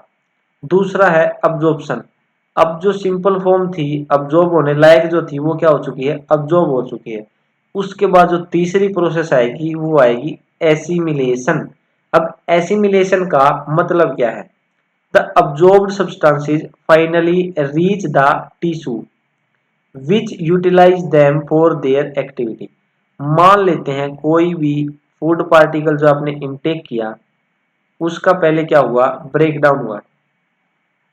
ब्रेक डाउन होने के बाद सिंपल अब्जॉर्बेबल फॉर्म जो आई वो आई थी अपने पास, प्रोटीन के लिए अमीनो एसिड, और न्यूक्लिक एसिड के लिए शुगर और बेस, फैट के लिए फैटी एसिड, और कार्बोहाइड्रेट के लिए अपने लिए क्या आ गई थी, ग्लूकोज, और दूसरी मोनोमर यूनिट जैसे ग्लैक्टोज वगैरह आ गई थी। तो अब जो ये सिंपल फॉर्म बनी थी, इन सिंपल फॉर्म का क्या हो गया था, अब्जॉर्प्शन हो गया था। और अब्जॉर्प्शन होने के बाद ये सभी कहां पर चले गए थे, सेल्स के अंदर चले गए। अब क्या होगा, ये सेल्स इन सभी पार्टिकल्स को क्या करेगी, यूटिलाइज करेगी। और यूटिलाइज करने की जो प्रोसेस है उसको हम बोलेंगे एसिमिलेशन। एसिमिलेशन एक ऐसी प्रोसेस है जिसमें अब्जॉर्ब किए गए सब्सटेंस को यूटिलाइज करती है टिश्यू या फिर सेल्स। तो इस तरीके से क्या होता है, सबसे पहले डाइजेशन, फिर अब्जॉर्प्शन, और फिर क्या होगा, एसिमिलेशन होगा। और इसी तरीके से अपने डाइजेशन की पूरी प्रोसेस खत्म हो जाती है। और अब हम डिस्कस करेंगे डिसऑर्डर्स ऑफ डाइजेस्टिव सिस्टम। तो मेन जो डिसऑर्डर हमको यहाँ पे डिस्कस करने हैं वो है, सबसे पहला है जॉन्डिस। जॉन्डिस में अगर पूछ लिया जाए कौन सा ऑर्गन अफेक्ट होता है तो वो लीवर अफेक्ट होता है। जॉन्डिस में क्या होता है, स्किन और आईज जो है वो येलो कलर की हो जाती है। और येलो होने का कारण क्या होता है, deposition of bile pigment. Bile pigment के डिपोजिशन होने की वजह से स्किन और आई का कलर येलो हो जाता है, और इस डिजीज को हमने नाम दे दिया जॉन्डिस। सेकंड जो डिजीज है वो है वोमिटिंग। वोमिटिंग एक्चुअल में क्या है, it is the ejection of stomach content through mouth. जो अपनी स्टमक का कंटेंट है वो इजेक्ट हो जाना, उसका बाहर की तरफ आ जाना थ्रू माउथ, माउथ के थ्रू उसका बाहर आ जाना, उस प्रोसेस को हमने बोला वोमिटिंग। जो वोमिटिंग है, वोमिटिंग को कौन कंट्रोल करता है, वोमिट सेंटर। वोमिटिंग को वोमिट सेंटर कंट्रोल करता है। और अगर आपसे पूछ लिया जाए वोमिट सेंटर कहां पर प्रेजेंट होता है, तो वोमिट सेंटर मेडुला के अंदर प्रेजेंट होता है। थर्ड डिजीज जो है वो है डायरिया। डायरिया को हम बोलते हैं the abnormal frequency of bowel movement and increased liquidity of faecal discharge. देखो, सबसे पहला जो बोवल मूवमेंट होगी वो अबनॉर्मल हो जाना, उसके साथ साथ जो फीकल डिस्चार्ज होगा उसमें लिक्विड का अमाउंट बढ़ जाना, तो उसको हमने बोल दिया डायरिया। और डायरिया की कंडीशन में क्या हो जाता है, जो फूड का अब्जॉर्प्शन है वो रिड्यूस हो जाता है, कम हो जाता है।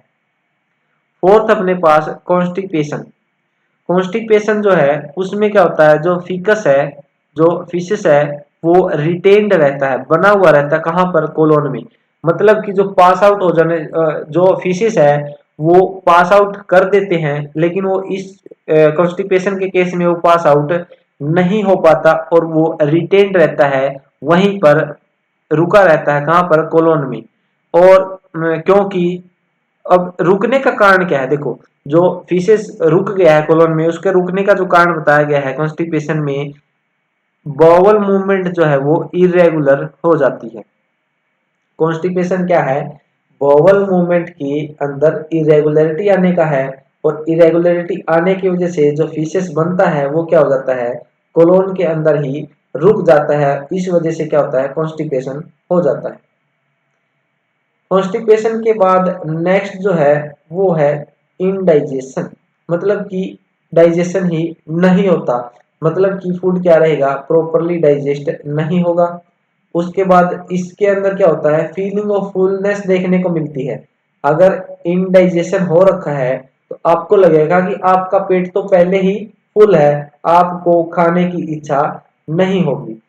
और the cause of indigestion are, indigestion जो है उसके कई कारण हो सकता है एंजाइम सिक्रीशन ही, एंजाइम जो एंजाइम इन्वॉल्व होते हैं डाइजेशन में, वो ही वो ही एडिक्वेट अमाउंट में सीक्रेट ना हो सकता है आपको क्या हो सकता है आपको एंजाइटी हो। फूड पॉइजनिंग भी इसका कारण हो सकता है।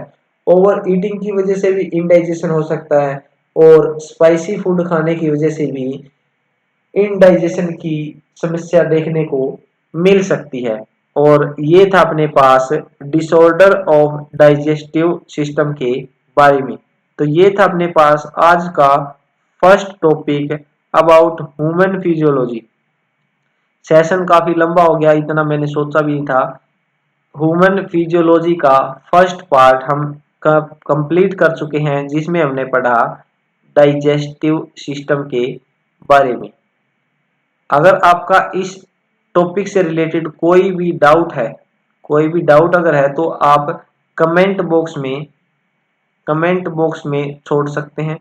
उसके साथ साथ आप मेरे साथ टेलीग्राम ग्रुप पे जुड़ सकते हो। टेलीग्राम का जो ग्रुप है वो है एमएलटियंस के नाम से, और इस ग्रुप का लिंक जो है आपको डिस्क्रिप्शन में मिल जाएगा। उसके साथ साथ अगर आपने इस YouTube चैनल को सब्सक्राइब नहीं किया है तो इसको सब्सक्राइब जरूर करें। और वीडियो कैसी लगी, एक्चुअल में समझ में आया या फिर कहीं पे कुछ कमी थी, तो वो भी अपना कमेंट बॉक्स में सजेशन छोड़ दे। आज के लिए इतना ही। Thank you.